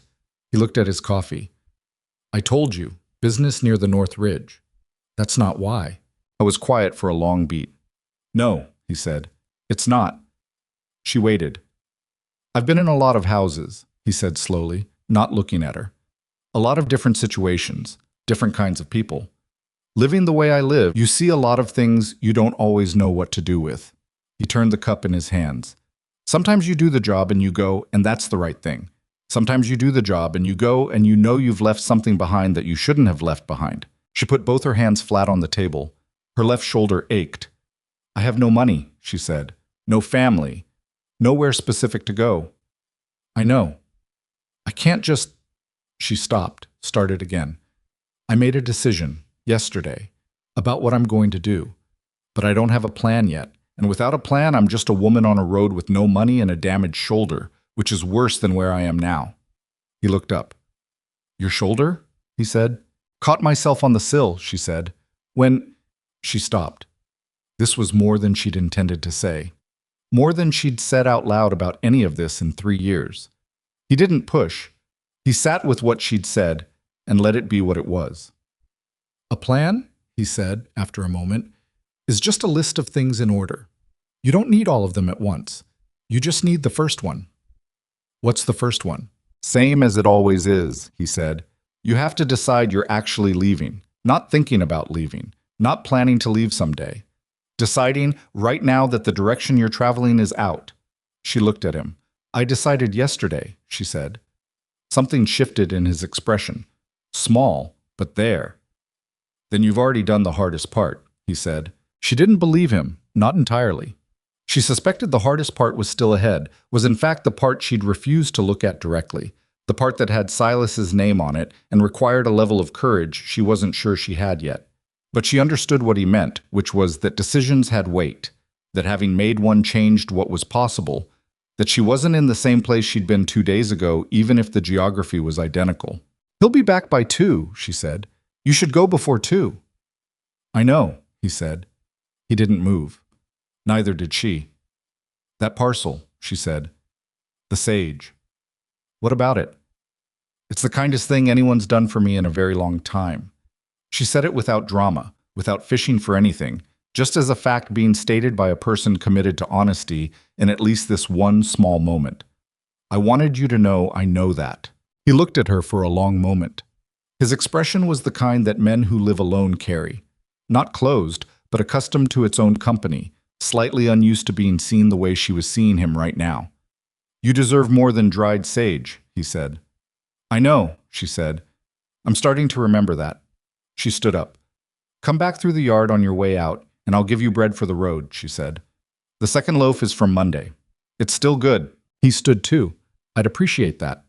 She gathered the parcel from the table and put it in the pantry on the shelf she kept for things that belonged to her. The potwire instructions were already there. She put the sage next to them. 2 things. Not enough for a plan, but the beginning of one maybe. She cut him a generous slice of bread and wrapped it and put it in his hand at the back door, and he took it, and their fingers did not touch. And he walked through the yard and untied the buckskin and swung up and rode toward the gate. At the gate he stopped. He didn't turn all the way around, just enough. "There's a man in Settler's Ridge," he said, his voice carrying across the yard without effort. "Name of Hutchins. He keeps horses.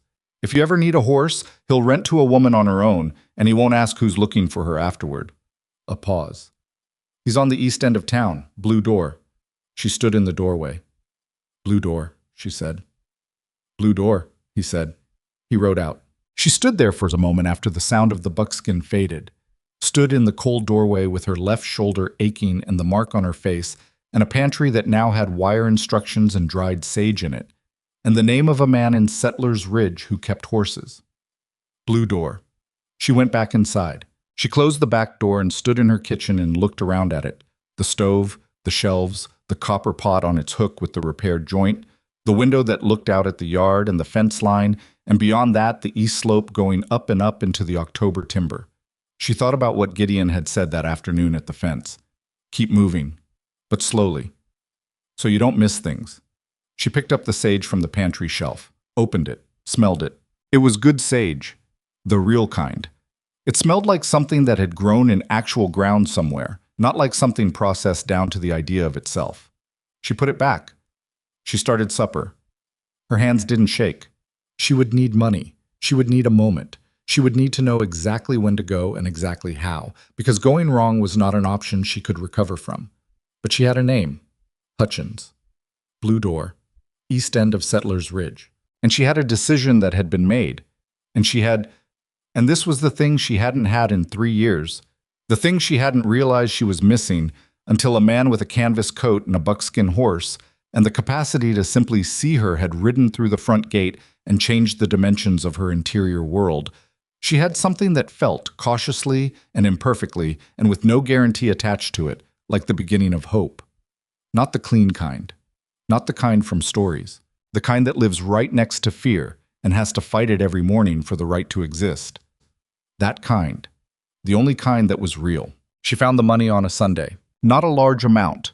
Nothing that would constitute a real escape on its own. Nothing that would get her far enough fast enough if Silas came after her with horses and purpose, which he would. But it was money that was technically hers, in the sense that it had come from a sale of eggs she'd made 3 months ago to the wife of a neighboring rancher who'd stopped by unannounced when Silas was out on the range. The woman, Mrs. Aldrich, soft-spoken, with the careful eyes of someone who noticed things but had learned to keep what she noticed to herself, had insisted on paying, pressed the coins into Rosalie's hand with a warmth that had felt, at the time, like being touched by something from a different world. Rosalie had hidden the coins in the flour canister. Not hidden with any particular plan in mind, just hidden the way you hide things when you live in a house where nothing belongs to you. Reflexively, quietly, because the alternative was having them taken. She found them on Sunday when she was taking inventory again, and she stood with the coins in her palm. 4 of them, not even enough to rent a horse for a full day. And she thought, this is where it starts, not where it ends, where it starts. She put them back in the flour. She needed more. She needed a plan that had actual dimensions, not just a direction and a name on a blue door. She needed to understand the specific geography of getting from here to there without being caught in the middle, which was its own category of catastrophe she couldn't afford to imagine too clearly. What she had: 4 coins, dried sage, wire instructions, a damaged shoulder that was healing, and a decision. What she needed: enough to get to Settlers Ridge, rent the horse, and keep moving long enough to be somewhere Silas couldn't easily follow. What she was going to do about the gap between those 2 things was the problem she carried with her through Sunday and into Monday, and through 3 more days of ordinary terror, cooking and cleaning and keeping her eyes down and managing the geometry of rooms, while something in her chest counted days with a precision she hadn't had since before she married him. On Wednesday, she let the bird go. The wing had healed. Not perfectly. There was a slight hitch in the left side of its flight that hadn't been there before. A small compensation it made on the upstroke that wasn't quite right but was functional. She'd been watching it for 2 days, opening the top of the crate for short periods, and watching it navigate the kitchen, testing whether it had the capacity to be a bird again in practical terms, rather than just technical ones. It did. She took the crate to the backyard in the early morning, before the household was awake, and she opened it, and she waited. The bird sat for a moment in the opening, looked at her, looked at the sky. Then it left. Not dramatically. No circling, no visible moment of decision, no last look back. It simply flew, with that small hitch in the upstroke, with its imperfect wing, and was gone into the October sky before she'd fully registered it was going. She stood with the empty crate and felt something she couldn't have predicted, which was not exactly loss and not exactly relief, but a combination of the 2 that sat in the center of her chest and ached in the specific way that the right thing aching feels different from the wrong thing aching. It was alive. It was out. Those were the only 2 things that mattered. She went inside and started the stove. The opportunity, when it came, arrived in the form of an argument Rosalie wasn't part of. It was the following Saturday, 2 weeks and 3 days since Gideon had ridden back through the gate with news of a horseman on the east end of Settlers Ridge, and 19 days since she'd made a decision in a parlor with her hand pressed against her face. She'd been counting. She'd been doing other things too, Small, specific things that required a particular kind of steadiness to execute. But the counting had become a background function, like a clock she couldn't turn off. The argument was between Silas and Calhoun. Calhoun arrived in the yard at 10:30 on a gray Saturday morning with two men behind him and the particular posture of someone who had decided that the diplomatic phase of a dispute was conclusively over. He was a broad man, about Silas's age, with a surveyor's report folded in his coat pocket that he produced within the first 90 seconds of the conversation. Rosalie watched from the kitchen window. She couldn't hear the words clearly, but she didn't need to. She knew this argument, had been hearing pieces of it for 3 weeks. And she could read the body language with the fluency she'd developed for reading the emotional weather of men who used their size as punctuation. Calhoun was not like Silas. He was angry in the open, honest way of someone with a legitimate grievance and a document to support it. Silas was angry in the coiled way, the way that was more dangerous than Calhoun's because it had more calculation in it. The argument lasted 40 minutes. At the end of it, both men were still standing, which meant nothing had been resolved, which meant it was going to continue, which meant Silas was going to come inside carrying something that needed a place to land. She started moving before he reached the door. She was in the back hallway when she heard him come in, and she heard him cross the kitchen and go directly to the office. And she heard the particular sound of a man in a certain mood opening a certain drawer that she knew, from the specific and involuntary knowledge that 3 years of proximity had deposited in her without her consent, contained a bottle. She went quietly to the parlor. She had maybe an hour. She'd been identifying moments like this, pockets of time when she could move without accounting for herself, windows created by external events that pulled Silas's attention away from her orbit and gave her air to breathe, and now to plan in. In the last 19 days, she'd used 3 of these windows. In the first window, she'd gone to the pantry and spent 45 minutes locating every item in the house that was technically hers, not the house's, not Silas's, not the ranch's, but provably, specifically connected to her own life before this one, and made a mental inventory.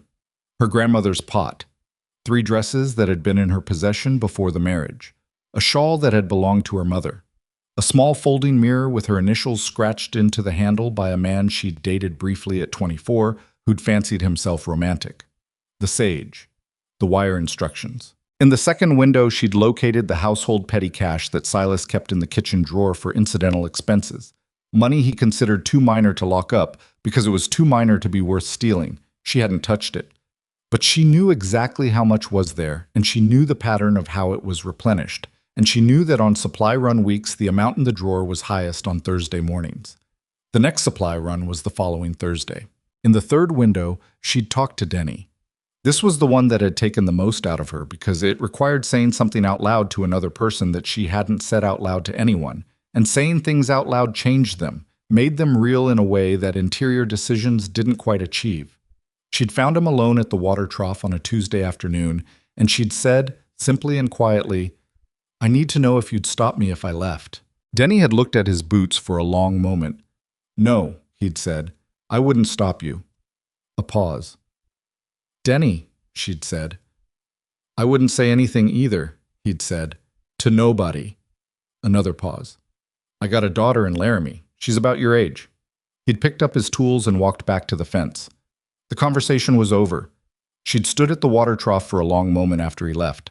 It was not rescue. It was not help, not in any active sense.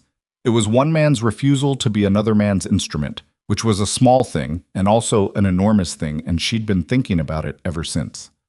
Now, in the parlor with an hour's window and Silas in his office with a bottle, she sat down on the floor, not in a chair, on the floor, which was lower than anyone would look for her. And she made her list. Thursday morning, petty cash drawer, supply run day, highest amount. She'd take enough to get to Settler's Ridge and rent Hutchins' horse. Not more than enough. Not because she was scrupulous about Silas's money in any moral sense, but because taking too much would accelerate his understanding of what had happened, and she needed time more than she needed comfort. Her things were already sorted, already consolidated in her mind into what could fit in one bag that could be carried without slowing her walk. She'd done this exercise mentally 17 times and was down to an efficient, specific list. The 3 dresses, folded small, the shawl, the mirror, the sage, the money from the flour canister, and the copper pot. Except the pot was too heavy and too large, and she knew she couldn't take it, and had spent a full day making peace with that before she accepted it. She was going to have to leave the pot. She'd cried about it exactly once, at night, quietly, into a pillow. Then she'd been done with that. She thought about Hutchins and the blue door. She thought about what came after Settlers Ridge, which was the part she had the least clarity on. She knew the direction, which was north and east, away from Iron Creek Ranch and away from this county, toward a territory where Silas's name didn't carry the weight it carried here. She knew there were towns. She knew that a woman who could cook and clean and manage a household could find work if she got far enough away from the story that followed her name here. She knew these things the way you know things you've built from available materials when better materials aren't on offer. It was enough. It would have to be enough. She heard Silas move in his office, and she stood up from the floor and smoothed her dress and was in the kitchen with a purpose before his door opened. Sunday passed. Monday, Tuesday, Wednesday. She cooked every meal. She cleaned every room. She moved through the days with the same performed normalcy she'd been maintaining for 3 years, except that now the performance had a specific end date attached to it, which changed the quality of it in ways she hadn't predicted. It was easier in some moments, knowing that each meal she made was one fewer meal she had to make in this house.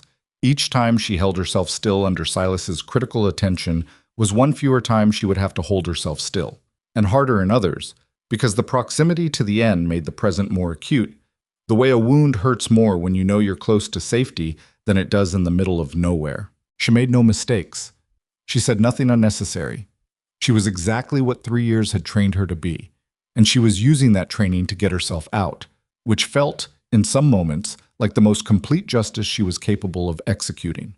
On Wednesday night, she couldn't sleep. She lay in her small room and she went through the plan with the focused attention of someone checking an arithmetic problem they can't afford to have wrong. Thursday morning, Silas would leave for the range by 7. He'd mentioned it at dinner, something about the eastern herd needing to be moved before the weather changed. The hands would go with him. Denny would be somewhere on the property, but not in the house. She'd have the kitchen to herself. She'd take what she'd already decided to take. She'd take the money from the flour canister and what she needed from the petty cash drawer. She'd walk to the road, not run. Walking was less conspicuous than running. And she'd get to Settlers Ridge, which was 4 miles, which was a long 4 miles in October with a bag and a shoulder that was mostly healed but not entirely. And she'd find a blue door on the east end of town, and she'd rent a horse, and she'd ride. She'd be 12 miles away before anyone started looking. She turned onto her back and looked at the ceiling. She thought about Gideon Ash. She hadn't let herself think about him too directly since he'd ridden away the second time, because thinking about him too directly had a gravitational quality that pulled at things she needed to keep in place. But tonight, lying in the dark with the plan assembled and the morning 12 hours away, she allowed it. She thought about the bread pushed toward her across the table. She thought about "you should eat." She thought about standing at the fence line looking at the east slope and hearing "keep moving." But slowly, so you don't miss things. She didn't know where he was. Somewhere in the high country, probably. The kind of man who had a general direction rather than a specific address, who moved through the world the way weather moved, present and purposeful, and not particularly locatable on any map you'd find at a general store. She wondered if he'd thought about Iron Creek Ranch after he left. She suspected he had. She didn't know what to do with that. She closed her eyes. She did not sleep well, but she slept enough. Thursday morning arrived like it had somewhere to be. She heard Silas's alarm, the clock in his room that he'd wound himself every Sunday evening for as long as she'd been in this house, a ritual she'd stopped finding comfort in a long time ago, at 5:30, and she heard him move above her, and she lay very still in her small room and she breathed, in and out, counted ceiling boards, waited. By 6:15 he was downstairs. She heard him, made the small calculation of whether to appear in the kitchen or stay absent. Appearing was more normal, absence would be suspicious, and came out in her house dress, hair pinned, face as unremarkable as she could make it. "Morning," she said. "Coffee," he said. She made coffee. He sat at the table and drank it and looked at papers she'd seen him looking at for the last 2 days, something related to the Calhoun situation, and he said nothing to her and she said nothing to him, and the kitchen existed in its ordinary silence that was made of held breath and careful positioning, and she stood at the counter and drank her own coffee and thought, "This is the last time." This specific configuration of bodies in this room on this morning, this is the last one. She didn't feel victorious about it. She felt terrified and certain, which was different from victorious, but was its own kind of solid. "I'll be out past dark," Silas said, standing. "Don't hold supper." "All right," she said. He left.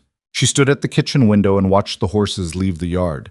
Silas first, 3 hands behind him, Denny among them riding the gray he always rode.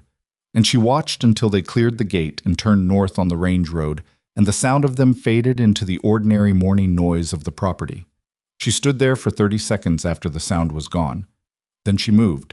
She was precise and fast in the way that exists on the other side of sustained planning. Not frantic, not hesitant, just moving through a sequence she'd rehearsed in her mind enough times that her body knew the steps. Her room first. The bag she'd found in the cellar 3 days ago and left under her cot. The 3 dresses, folded the night before and wrapped in the shawl to protect them. The mirror. The sage. She went to the flour canister. The 4 coins were still there. She'd checked them every morning for a week. The paranoid ritual of someone who understands that things disappear in this house without announcement. She added them to the inner pocket of the bag. She went to the kitchen drawer. She stood in front of it with her hand on the handle for 1 full second. Not hesitating, she told herself, just acknowledging.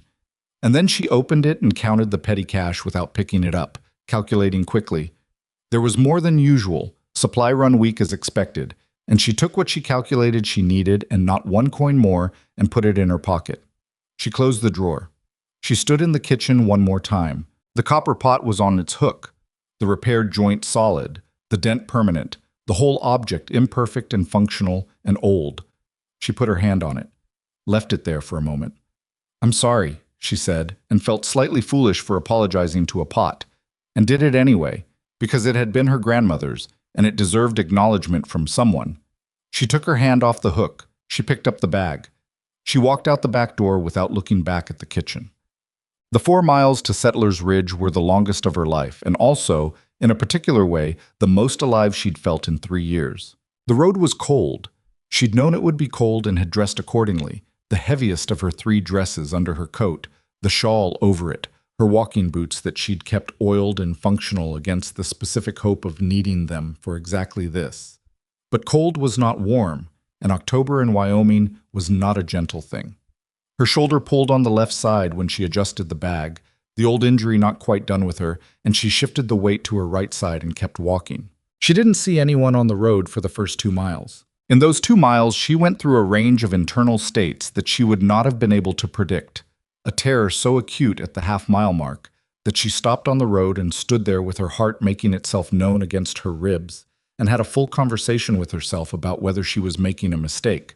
A conversation she ended by simply starting to walk again, because stopping was also a choice, and she'd already made hers. Then a strange flatness around the 1-mile mark, a kind of emotional gray that she recognized later as her nervous system temporarily overwhelmed, shutting down its more dramatic output to conserve energy. Then, around the 2-mile mark, something she hadn't expected, clarity. A kind of clean, specific attention to the physical world around her. The cold smell of the air, the crunch of frost on the road shoulder, the way the morning light came across the range in long, flat lines that turned the grass a color she didn't have a word for. She'd been inside for so long, not literally. She'd done outdoor chores daily for 3 years. But inside in the way that mattered, inside the architecture of Silas's property and Silas's authority and Silas's understanding of what she was and what she was for. And here, on this road, with the space between her and the ranch growing with every step, she was bought, just barely, imperfectly, with terror still present and the future still unclear. She was outside. She walked faster. A wagon passed her at the 3-mile mark. She recognized the driver, a man named Porter who ran the feed store in Settler's Ridge, gray-haired and slow-moving, someone she'd seen at the general store on the 3 or 4 occasions Silas had brought her to town in the last year. She pulled her collar up slightly and kept her eyes on the road and held her breath. Porter slowed. "Mrs. Harlow?" She stopped. She turned. She made herself look at him because looking away was more suspicious than looking at him. "Morning," she said. He looked at her, at the bag, back at her face. He was not an unintelligent man. The expression on his face told her that he was assembling something from available information and coming up with an answer that he wasn't certain what to do with. "Cold morning for a walk," he said. "I needed the air," she said. "I'm meeting someone in town." This was not true. It was the closest available truth. He looked at her for one more second, then he clicked at his horses. "Cold morning for it," he said again, and moved on. She turned back to the road. Her hands had stopped shaking somewhere in the second mile without her noticing.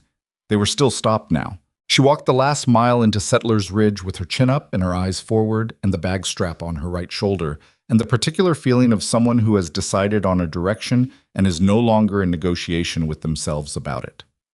The east end of Settler's Ridge was where the older businesses were, the ones that had been there before the town filled in, the original handful of structures that had constituted the entire settlement 20 years ago before the railroad changed the arithmetic.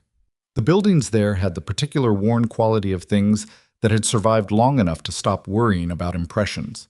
And at the far end of the main track, past the smithy and the old livery, and a building that had once been a saloon and was now, improbably, a millinery, there was a blue door, not brilliant blue, not painted yesterday blue.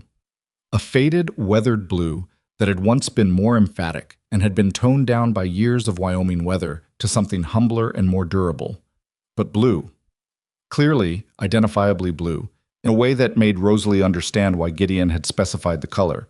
There was nothing else on this stretch that color, and the door made its own argument for itself simply by existing. She pushed it open. The man inside looked up from what he was doing, which was mending a bridle with the focused patience of someone for whom tack repair was a meditative practice.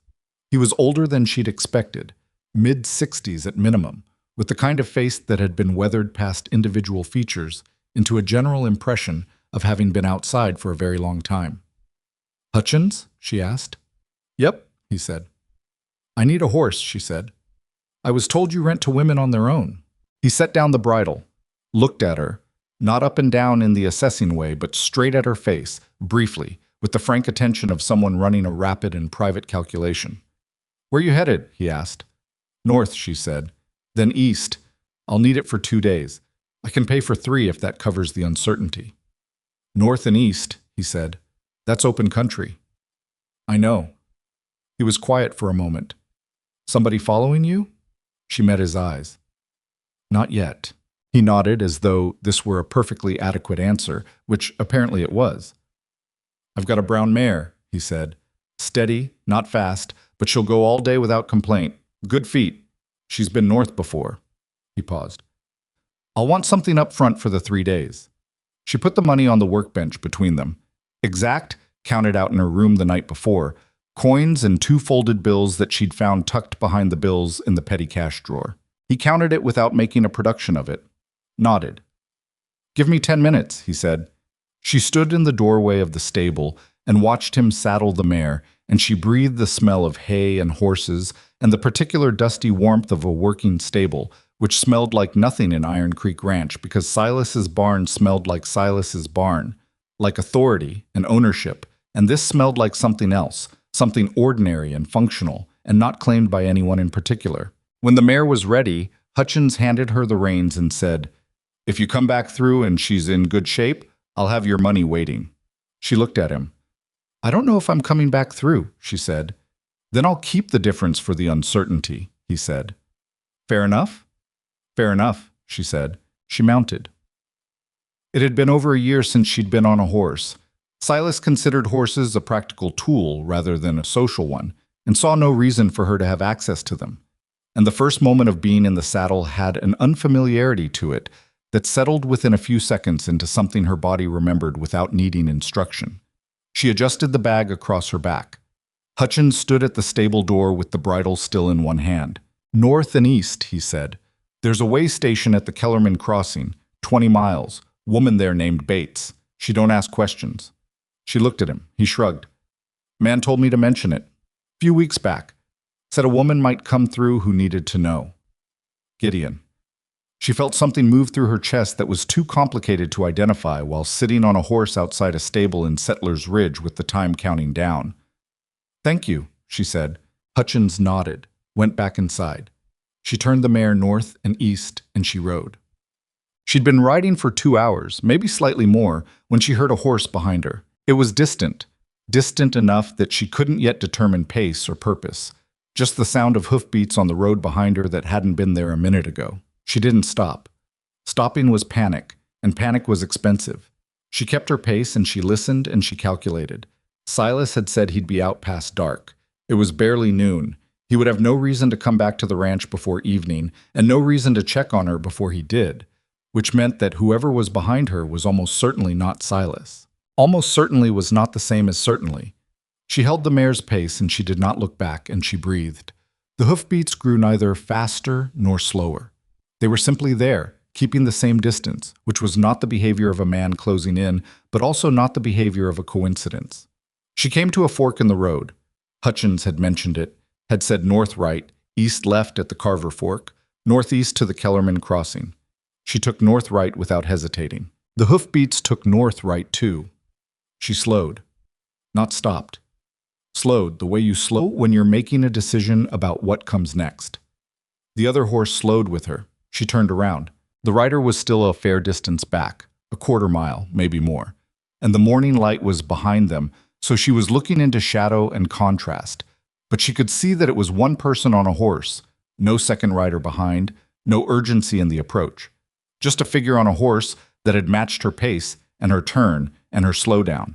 She could not see the face clearly at that distance, but she recognized the canvas coat the color of creek mud. She recognized the particular economy of the way a man sat in a saddle when movement was something he did rather than something he performed. She recognized the buckskin horse.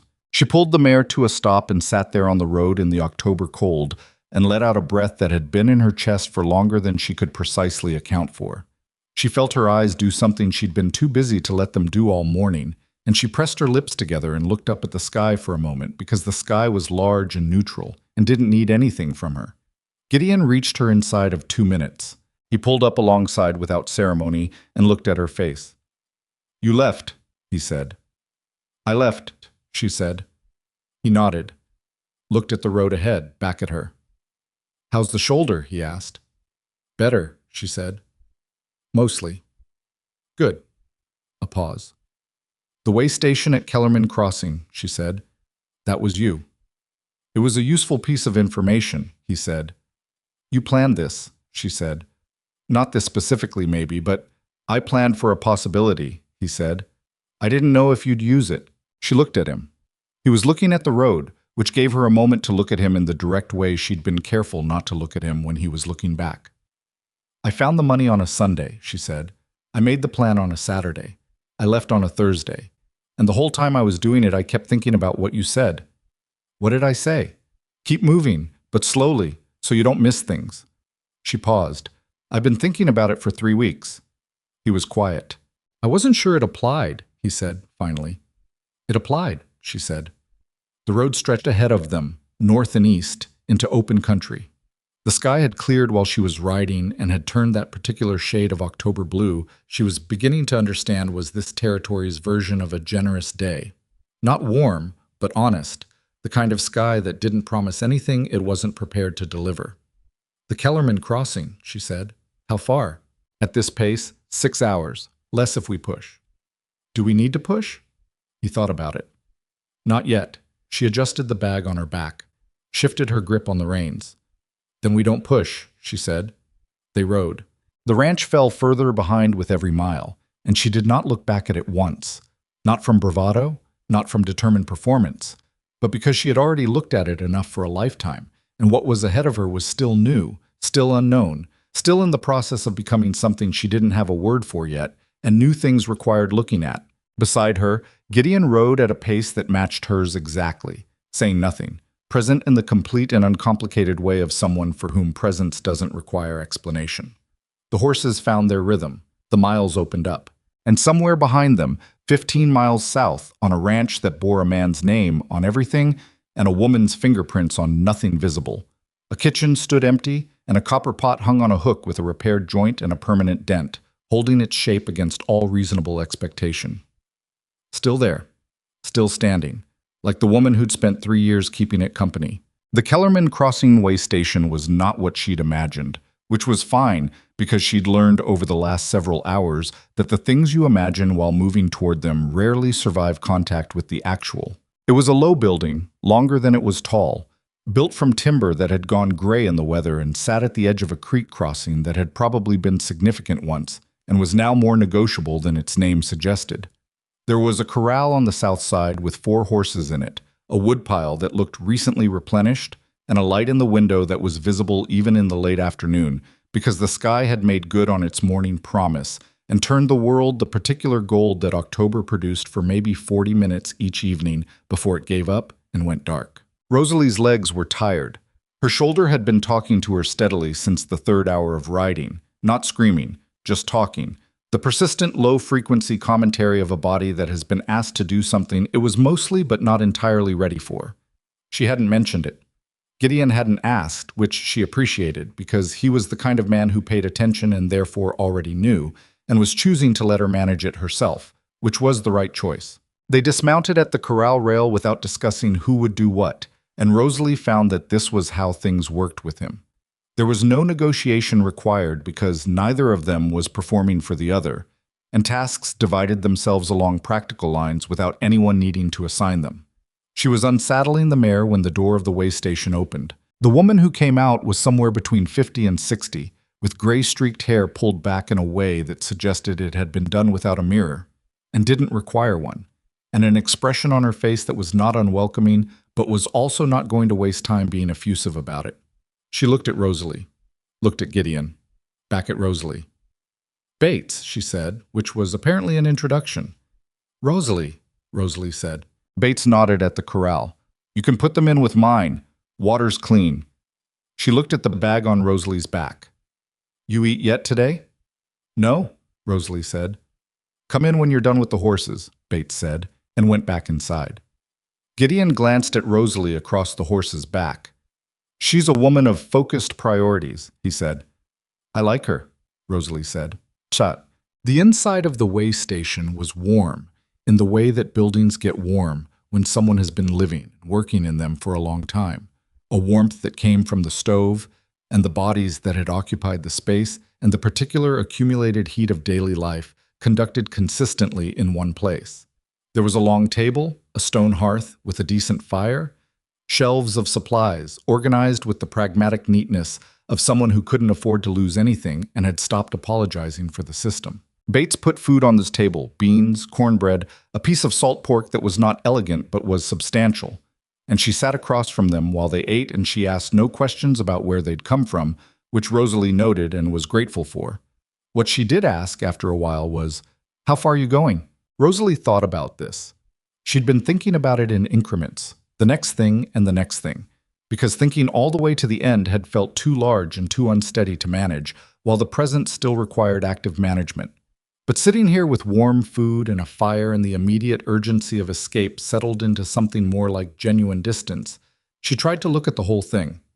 "Far enough," she said. "I'm not sure exactly." Bates looked at her with the particular patience of a woman who has heard the version of that sentence that means, "I've made a decision I haven't finished making yet, and found it both understandable and slightly incomplete." "There's a town called Harker's Mill," Bates said. 2 days north of here, decent-sized. They run a boarding house for women on the east side of town. Woman named Claire Drummond, who runs it. She's decent. She doesn't ask about history." A pause. "There's also a schoolhouse that's been without a teacher for 6 months.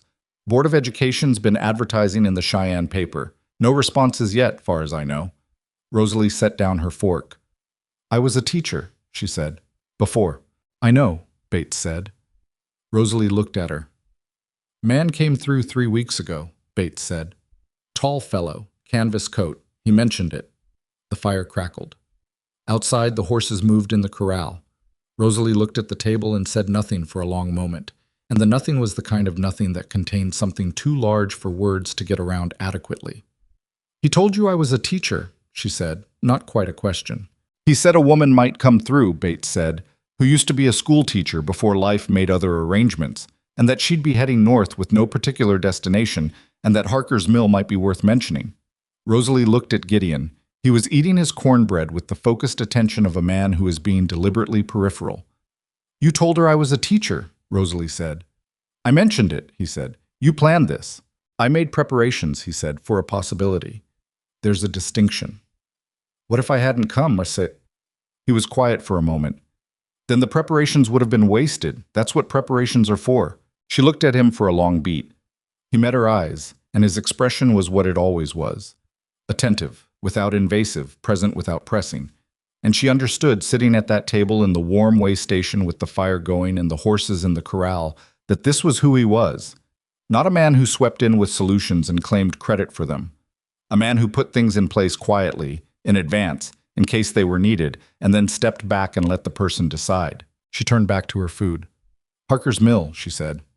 2 days north, Bates said. Road's clear this time of year if the weather holds. Does the weather usually hold? No, Bates said, with a straightforwardness that Rosalie found more comforting than reassurance would have been. But you can move fast if it starts turning. Rosalie ate her beans and thought about a schoolhouse with no teacher and a boarding house with a decent woman running it and a town far enough north that Silas Harlow's name would be just a name, not a weather system. She thought about Rosalie Fenn, who had stood up at county commissioner meetings. She thought, she's still in here. She's been in here the whole time. She just needed somewhere to go. They slept at the way station that night. Bates had a back room with 2 narrow cots that she offered without commentary. And Rosalie lay awake for a while, listening to the unfamiliar sounds of an unfamiliar place, which were different from the unfamiliar sounds she'd learned at Iron Creek Ranch.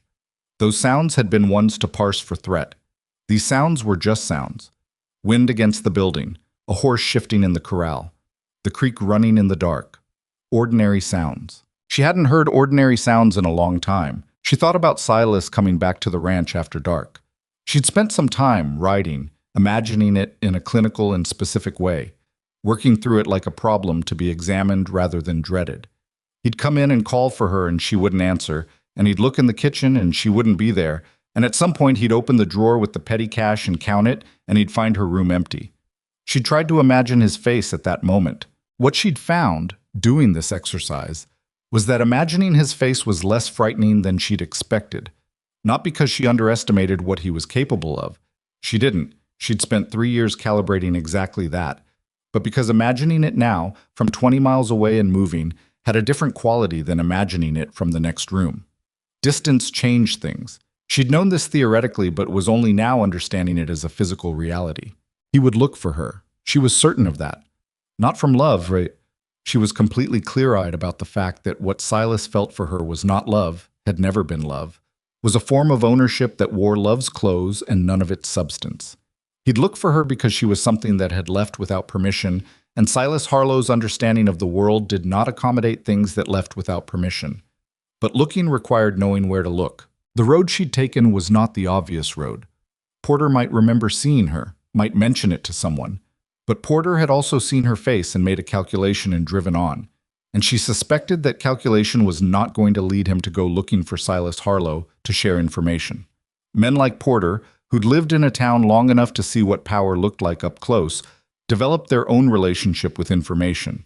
What to share and what to let pass through without comment. Denny wouldn't say anything. He told her so, and she believed him. Hutchins had known what the blue door meant when Gideon told him. He wasn't going to point anyone in any direction that led back to her. She was not safe. She knew that. Safe was not the word for where she was. But she was moving, and moving towards something specific, and she had a name, Drummond, Claire Drummond, boarding house east side of Harker's Mill. And she had something she hadn't had in 3 years, which was a skill she'd left behind in a previous life that apparently had kept itself current without her. She used to be a teacher. She closed her eyes. She slept through until morning for the first time she could remember. They left the way station at first light, thanked Bates, who accepted thanks the way she accepted everything, briefly, practically, already moving on to the next thing, and rode north into a morning that had decided to be cold and clear and demanding. The road was open country for the first few miles, grassland on both sides rolling up to the hills in the west and flattening toward Low Creek bottom on the east. The kind of landscape that imposed itself on you simply by being so much of itself. Rosalie had grown up in a town. She'd spent her childhood in rooms and on streets, and had come to Wyoming because Silas had property here, not because she'd chosen the land. But she'd been looking at that east slope from the kitchen window for 3 years, and something in her had been pulled toward the open country in a way she'd never quite let herself examine. She examined it now. It was big in a way that was uncomfortable and also necessary, the way certain truths were uncomfortable and also necessary. It didn't care about her. The landscape had absolutely no investment in whether she made it to Harker's Mill or turned around or sat down in the middle of it and gave up. The indifference of it was almost peaceful. "You're quiet," Gideon said after they'd been riding for an hour. "I'm thinking," she said. "About? Whether I'm going to be all right." He let that sit for a moment. "In what sense?" "In the general sense."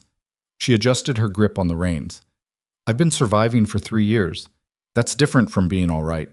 I know how to survive. I don't know if I remember how to do the other thing." He considered this seriously, which she'd learned was his default. He didn't dismiss things, didn't rush to reassure, didn't produce the kind of ready-made comfort that felt good for 3 seconds and dissolved. He actually considered what you said. "I think," he said slowly, "that you've been doing more than surviving." It didn't feel like it. It never does, from the inside. He looked at the road ahead. "You kept that bird alive. You fixed the pot. You talked to Denny. You made a plan. Those aren't things a person who's only surviving does. Those are things a person does when some part of them is still trying." She thought about the bird with the hitch in its wing, flying into the October sky without looking back. "I taught school for 3 years before I married him," she said. "Second and third grade. I wasn't a brilliant teacher. I made mistakes. But I was good at it, I think. I was patient, and I paid attention to when children were struggling before they'd identified it themselves." She paused.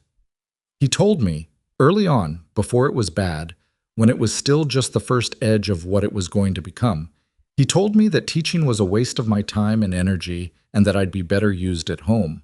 "And you believed him?" "No," she said. "But I stopped disagreeing eventually, which is not the same as believing." Gideon looked at her briefly. Something in his expression shifted. "There's a schoolhouse in Harker's Mill," he said.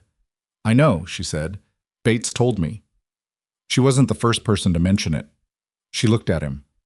"You knew about the schoolhouse before you told Bates." "I knew they'd been looking for someone for 6 months." "How?" "I spent some time in Harker's Mill in September," he said, "before I came to Iron Creek Ranch." She absorbed this. "You were already in the area before Silas hired you." "The cougar had been ranging across 3 properties. I knew the territory." "But you went to Harker's Mill first." "I stopped there." "Yes." "And you heard about the schoolhouse?" "Among other things." She rode for a moment in silence, working through the chronology of it. "You're telling me that you went to Harker's Mill, heard about a schoolhouse with no teacher, then came to Iron Creek Ranch and saw what was happening there, and then rode back through Settlers Ridge and left a name with Hutchins and stopped at this way station to tell Bates about a woman who used to be a teacher." She paused. "Before you even knew if I'd leave." "Yes," he said. "That's a significant amount of effort for a possibility." "Some possibilities are worth the effort." She looked at the road. "Who are you?" she said.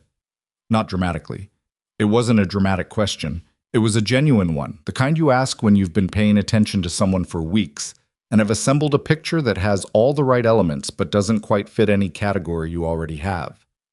He was quiet for long enough that she thought he might not answer. Then, "My mother died when I was 11, he said. "Fever. My father worked himself past the point of useful after that, and I left at 15 because the alternative was watching that process reach its conclusion." He said this without self-pity, with the factual tone of someone recounting weather. "I learned early that there are 2 kinds of people in a crisis. People who look away because it's easier, and people who do the next useful thing because somebody has to." A pause. "I can't always do much, but I'm reasonably good at identifying the next useful thing." She thought about wire instructions for a copper pot handle. Dried sage from a store that got Cheyenne shipments. A name, Hutchins. A blue door. A woman named Bates who cooked beans and mentioned a boarding house without being asked. "You're a remarkably organized kind of person," she said. Something crossed his face that was the closest thing to a smile she'd seen from him. "My mother was a teacher," he said. She looked at him. "2nd grade," he said. "Wow." They arrived in Harker's Mill on the 2nd afternoon. The town was bigger than Settlers Ridge and smaller than Cheyenne, which put it in the category of places that had found a workable scale and stopped there. Enough services to be self-sufficient, not so many that it had started competing with itself. There was a main street, a church, 2 general stores, a doctor's office, a blacksmith, a mill whose giant wheel turned slowly in the creek at the east end of town, and somewhere beyond the mill, she was told by a boy of about 10 who was happy to provide directions to anyone who asked, a boarding house run by Claire Drummond. The boarding house was blue, not the same blue as Hutchins' door, a brighter blue, more recently painted, with window boxes that had the remains of summer flowers in them, dried and still clinging to their stems with the determination of things that hadn't quite accepted the season yet. Rosalie looked at the blue for a moment. Then she looked at Gideon. "Blue doors," she said. "Seems to be a pattern," he said.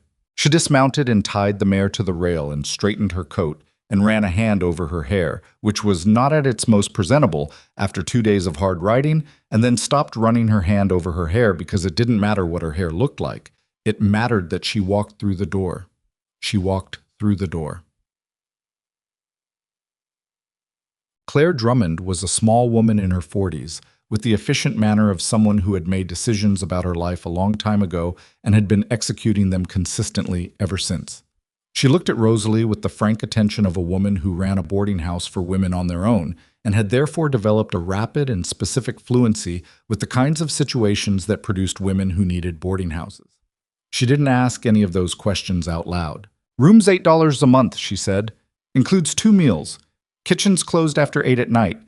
I don't permit men above the ground floor, not for any reason, and I ask that if you have business of any kind that requires you to be away overnight, that you let me know in advance so I don't hold your supper." A pause. "Any questions?" "The schoolhouse," Rosalie said, "on the north side of town." Drummond looked at her. "What about it?" "I heard they've been looking for a teacher." 6 months, Drummond said.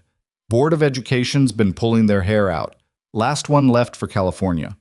Took half the school supplies with her, which the board chose not to pursue legally because the legal system in this county is somewhat theoretical." She tilted her head. "You have experience?" 3 years before my circumstances changed, Rosalie said. 2nd and 3rd grade. I also tutored older students privately. Drummond considered this. "Board meets Thursday. I can introduce you to Harlan Webb. He runs the meetings. He's not difficult once he understands you're serious." A pause. "Are you serious?" "I haven't been as serious about anything in 3 years, Rosalie said. Drummond looked at her for a moment longer. Then she picked up a room key from the board behind her desk and set it on the counter. "Room 4, she said. "End of the hall, quieter than the front rooms." A pause. "The hot water is available between 5 and 7 in the morning if you want a proper bath. Everything else is negotiable." Rosalie picked up the key. "Thank you," she said. "Don't thank me yet," Drummond said, not unkindly. "I run a decent house. You'll earn the gratitude or you won't." She went back to the ledger she'd been writing in when Rosalie walked in. "Supper's at 6. There are 4 other women here. They're not all easy company, but they're none of them cruel, which is the only standard I hold them to." Rosalie took her bag upstairs to room 4. The room had a window that faced north. Through it, she could see a long, clear stretch of the valley, and beyond it, the first rise of the hills going up toward high country. And beyond that, if the day was clear enough, the line of the mountains. She stood at the window for a long time. Gideon was at the stable when she came back down, having arranged for the horses and settled accounts with the stableman, and he was standing outside with his hands in his coat pockets when she found him, looking at the town with the appraising patience she'd come to recognize as his way of orienting himself to new places. "Room's good," she said. "Good. She's introducing me to the school board on Thursday." He looked at her. Something in his face, that small, specific shift she'd learned to read, the one that was his version of a larger expression in another person. "That's fast," he said. "It's been 6 months without a teacher," she said. "I don't think they're in a position to be slow about it." He nodded. They stood on the street in front of the stable, and the afternoon was getting on, and the light was doing the same thing it had done at the Kellerman crossing, going golden and significant before it disappeared. She had a question she'd been carrying for 2 days that she hadn't asked yet, because the time for it hadn't felt right, and the time for it felt right now. "What do you do next?" she asked. He looked at the hills. There's work north of here. Another property with predator problems. I was going to head up that way anyway. Before any of this, she said. Before any of this. She nodded. She understood that this was what he did. Moved through the territory, did the job, moved on. She'd understood it from the first time she watched him dismount a buckskin horse in a yard that wasn't his, and stand there with the patience of someone who had no fixed address and had made peace with that a long time ago. She understood it. She was also going to miss him in a way she wasn't prepared to quantify. You could come back through, she said, not angling for anything specific, just saying the true thing. I usually do, he said, come back through places. Harker's Mill is on a reasonable route north and east, she said. It is, he said. A pause. I'm going to be different, she said, by the time you come back through. I'm going to be in a different place than where I am right now. I want you to know that. I know, he said. I don't know exactly who I'm going to be.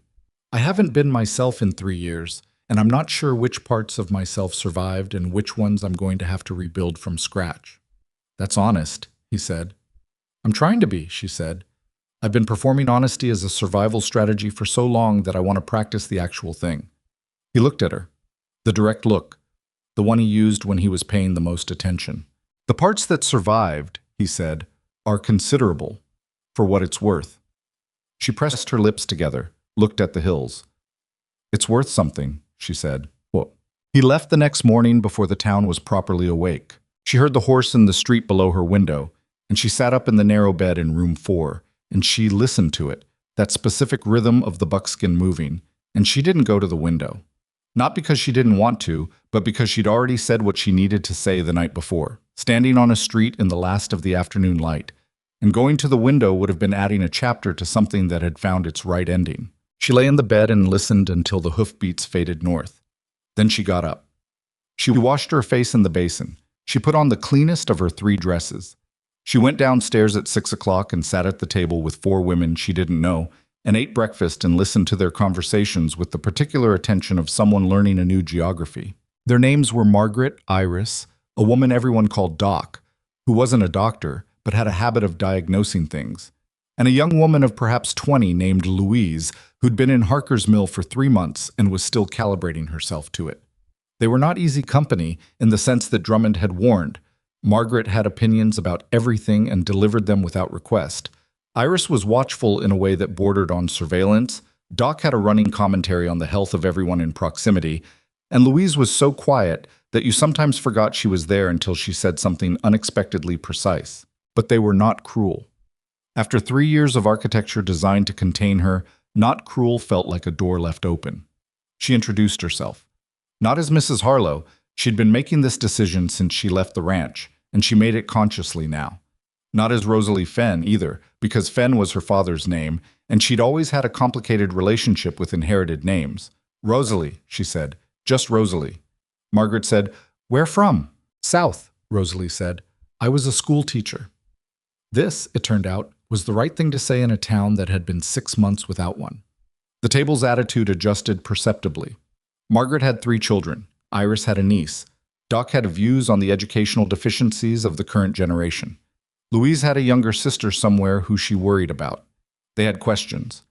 Rosalie answered them. She drank 2 cups of coffee. She felt something she hadn't felt around other people in so long she'd almost stopped expecting it. She felt like she had a place at the table. The school board meeting on Thursday went imperfectly. Harlan Webb was not difficult, as Drummond had said, but he was also not straightforward, and the board had 3 other members who had various reservations about Rosalie that ranged from the practical, she was new in town, they didn't know her history, to the frankly irrelevant, including one man named Garthwaite, who seemed primarily concerned that she was not a man, and aired this concern using language that made it clear he was aware it was a weak position, but was going to advance it anyway. She sat across the table from Garthwaite, and she felt, underneath the nerves and the performance of composure, a very specific and familiar feeling.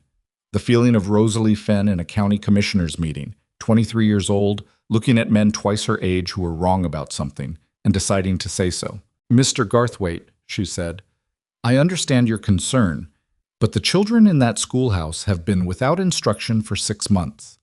The question of whether their teacher is a man or a woman seems significantly less important than the question of whether they're learning to read. Unless you'd like to discuss what they're not learning right now. Garthwaite opened his mouth. Webb looked at him and said, "She's got a point, Clarence." Garthwaite closed his mouth. Rosalie sat in the chair with her back straight and her hands folded on the table, and she made her case. And when they asked her about her previous experience, she described it accurately without embellishment. And when they asked why she'd left her previous situation, she said, "My circumstances changed, and now they've changed again," which was the truth arranged into an acceptable shape. And Webb looked at her with the expression of a man who suspected there was more to that sentence and had decided it wasn't his business. They offered her the position on a provisional basis. 3 months, then review. "I'll need paper," she said, "and chalk that isn't 3 years old. And if there are any books that walked out with the previous teacher, I'd like them retrieved." Webb looked at Garthwaite. Garthwaite looked at the ceiling. "We'll see what we can do," Webb said. "Good," Rosalie said. "I'll start Monday." The first day of school was chaos. She had 11 children between the ages of 6 and 12, 3 of whom had received consistent instruction before, 4 of whom had received intermittent instruction, and 4 of whom were effectively starting from the beginning. She had 2 readers in reasonable condition, 1 arithmetic primer that had seen better decades, a box of chalk that was indeed old but usable, and a wood stove that heated one side of the room efficiently and the other side not at all. By the end of the day, she had a headache and a voice that was half gone, and a provisional seating arrangement that would need revision, and 3 different parents stopping by after hours with questions and concerns that she handled with the combination of patience and directness that she was relearning was available to her. She walked back to Drummond's in the early dark with her coat pulled tight and her feet tired and a feeling in her chest that she was going to have to think about carefully before she assigned it a name. She thought about it over supper. Drummond put food in front of her and said, "How was it?" "Difficult," Rosalie said, "and good, both at the same time." "That's what they say about most things worth doing," Drummond said, and went to get her own plate. The table was full. Margaret was telling Iris something about the mill owner that Iris found more interesting than she was pretending. Doc was dispensing unsolicited opinions about the optimal temperature for a schoolroom. Louise was quiet, eating, and then she looked up and said to Rosalie, "My sister is 7. She can't read yet. My mother's been teaching her, but—" She stopped. Rosalie looked at her. "Where is your sister?" Louise named a town that was 2 counties south. "Is she in school?"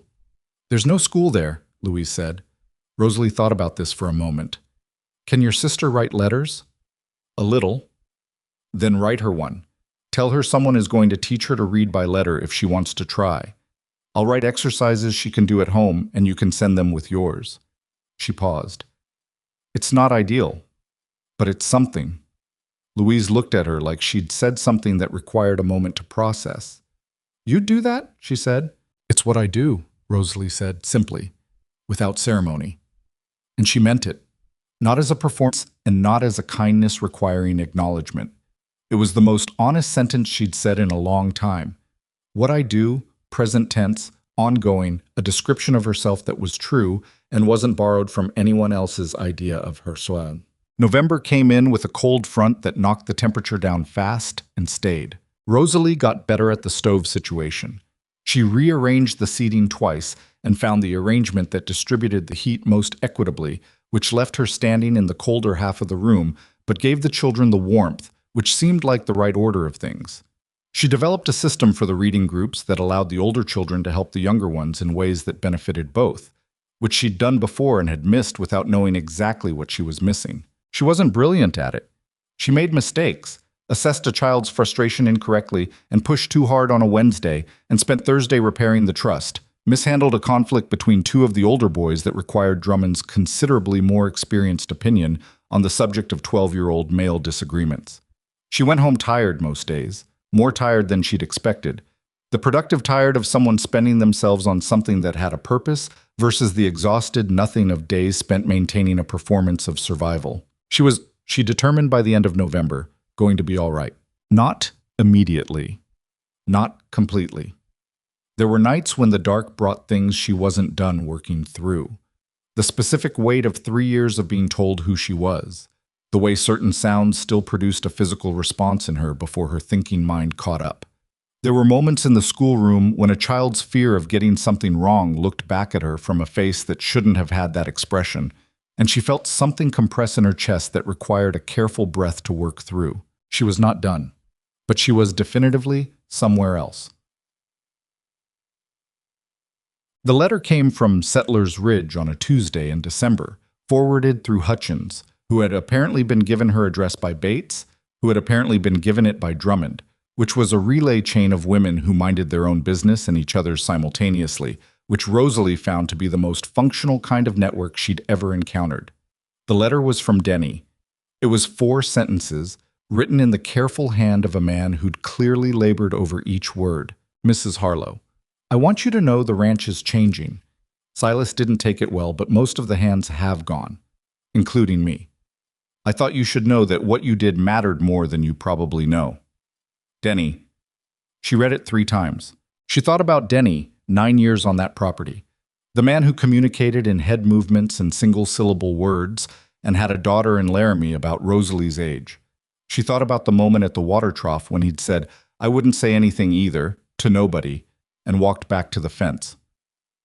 She thought about Silas in an emptying ranch, men leaving, the empire he'd built from intimidation finding out what it was made of when the intimidation stopped producing results. She didn't feel victorious. She'd thought she might. She'd imagined, in the abstract, that hearing about Silas's consequences would feel like something earned and satisfying, the clean resolution that stories promised. What she actually felt was tired and sad in a complicated way. Not for Silas, she was clear about that, but for the years, for the specific waste of them, for the woman she'd been at 26, who'd walked into a situation she hadn't understood yet, and spent 3 years paying for the understanding. You couldn't get those years back. There was no ledger in which they were compensated. What you could do was use what they'd left in you. She'd learned to survive under conditions most people couldn't imagine. She'd learned to read the difference between danger and the performance of danger, which turned out to be useful information for a schoolteacher watching children who were struggling. She'd learned patience of the specific, involuntary kind that could only be produced by circumstances that gave you no alternative. And she'd found that that kind of patience was exactly what you needed when a 6-year-old couldn't make the letters cooperate for the 15th day in a row. She'd learned that small things had weight, that bread pushed across a table toward someone who'd stopped believing they deserved to eat mattered, that noticing mattered, that saying you should eat to someone who'd been told they weren't worth feeding was the kind of thing that could crack a prison open. She folded Denny's letter and put it in the drawer of her desk at the boarding house, next to the wire instructions for the copper pot that she'd carried with her and kept. Not because she had the pot. She'd had to leave the pot. The pot was still on its hook in the Iron Creek Ranch kitchen, the pot with its permanent dent and repaired joint. But because the instructions were in the handwriting of a 17-year-old boy who'd fixed something without being asked and written down how for someone he didn't know, and she thought that was worth keeping. Gideon came through Harker's Mill in January. She was in the schoolroom when she heard the buckskin in the street, which she recognized before she looked up, the way you recognize certain sounds that have been filed carefully. She looked up. He was visible through the window, dismounting, tying the horse, looking at the building with the assessing attention she remembered. She turned back to the arithmetic problem on the board and finished explaining it, and when the children were working, she said, I need to step outside for a moment, and she went. He was standing by the fence, hands in his coat pockets, hat down against the January wind, and he looked at her the way he always looked at her, the direct look, the seeing one. You're teaching, he said. I told you I would, she said. I know. He looked at the building. How's it going? Imperfectly, she said, steadily. He nodded. She looked at him. He was the same canvas coat, the same economy of presence, the same quality of attention that she'd spent weeks trying to find the word for, and had eventually decided was simply what it looked like when someone treated the world as worth paying attention to. I was not perfect. She'd had enough time and enough distance to see that clearly now. He was a man who lived at a remove from ordinary life in ways that had costs she hadn't fully calculated when she was in the middle of needing what he offered. He was solitary by inclination in ways that made sustained closeness complicated. He was generous with preparation and careful with attachment, and those two things existed in tension with each other in ways she suspected he was aware of. I was real. That was what she knew about him. He was a real person with real limits and a real capacity for the next useful thing, and she wasn't going to make him into anything more than that because she'd spent 3 years in a story that wasn't real, and she was done with stories that weren't real. "There's a room at Drummond's house," she said, "if you need somewhere to stay while the horse is seen to." "I'd appreciate that," he said. "She'll give you the 3rd floor room," Rosalie said. "Men don't get above the ground floor. Those are the rules. But she makes an exception for the 3rd floor when the weather's bad." "Is the weather going to be bad?" She looked at the January sky, which was the color of an old bruise and had the particular pressure to it that meant something was coming. "Yes," she said. "Stay a few days." He looked at the sky, looked at her. "All right," he said. She went back inside to her students. Through the window, she could see him untying the buckskin, leading it toward the stable at the end of the street, moving with the same economy he always moved with, taking up exactly as much space as he needed. She turned back to the arithmetic. "Who can tell me what comes next?" she asked. 11 hands went up, some of them wrong, some of them right, all of them reaching, which was the only thing you could really ask of anyone. She called on a girl in the front row who'd been unable to write her own name in September and now wrote it every morning at the top of her work, in a careful, deliberate hand, the letters not always straight but always present. The girl answered. She was right. Rosalie wrote the next problem on the board, and the chalk made its clean sound against the slate and outside. The January wind came in from the north, and the mountains were somewhere above the clouds, and the schoolroom was warm on one side and cold on the other, and it was imperfect, and it was real, and it was hers. She was not the woman she'd been at 26. She was not the woman she'd been at 29, surviving inside a house that wanted to be her whole world. She was something still in the process of becoming, which was, she had decided, the only honest thing a person could be at any point in their life if they were paying attention. She wrote the next problem. She kept moving, slowly,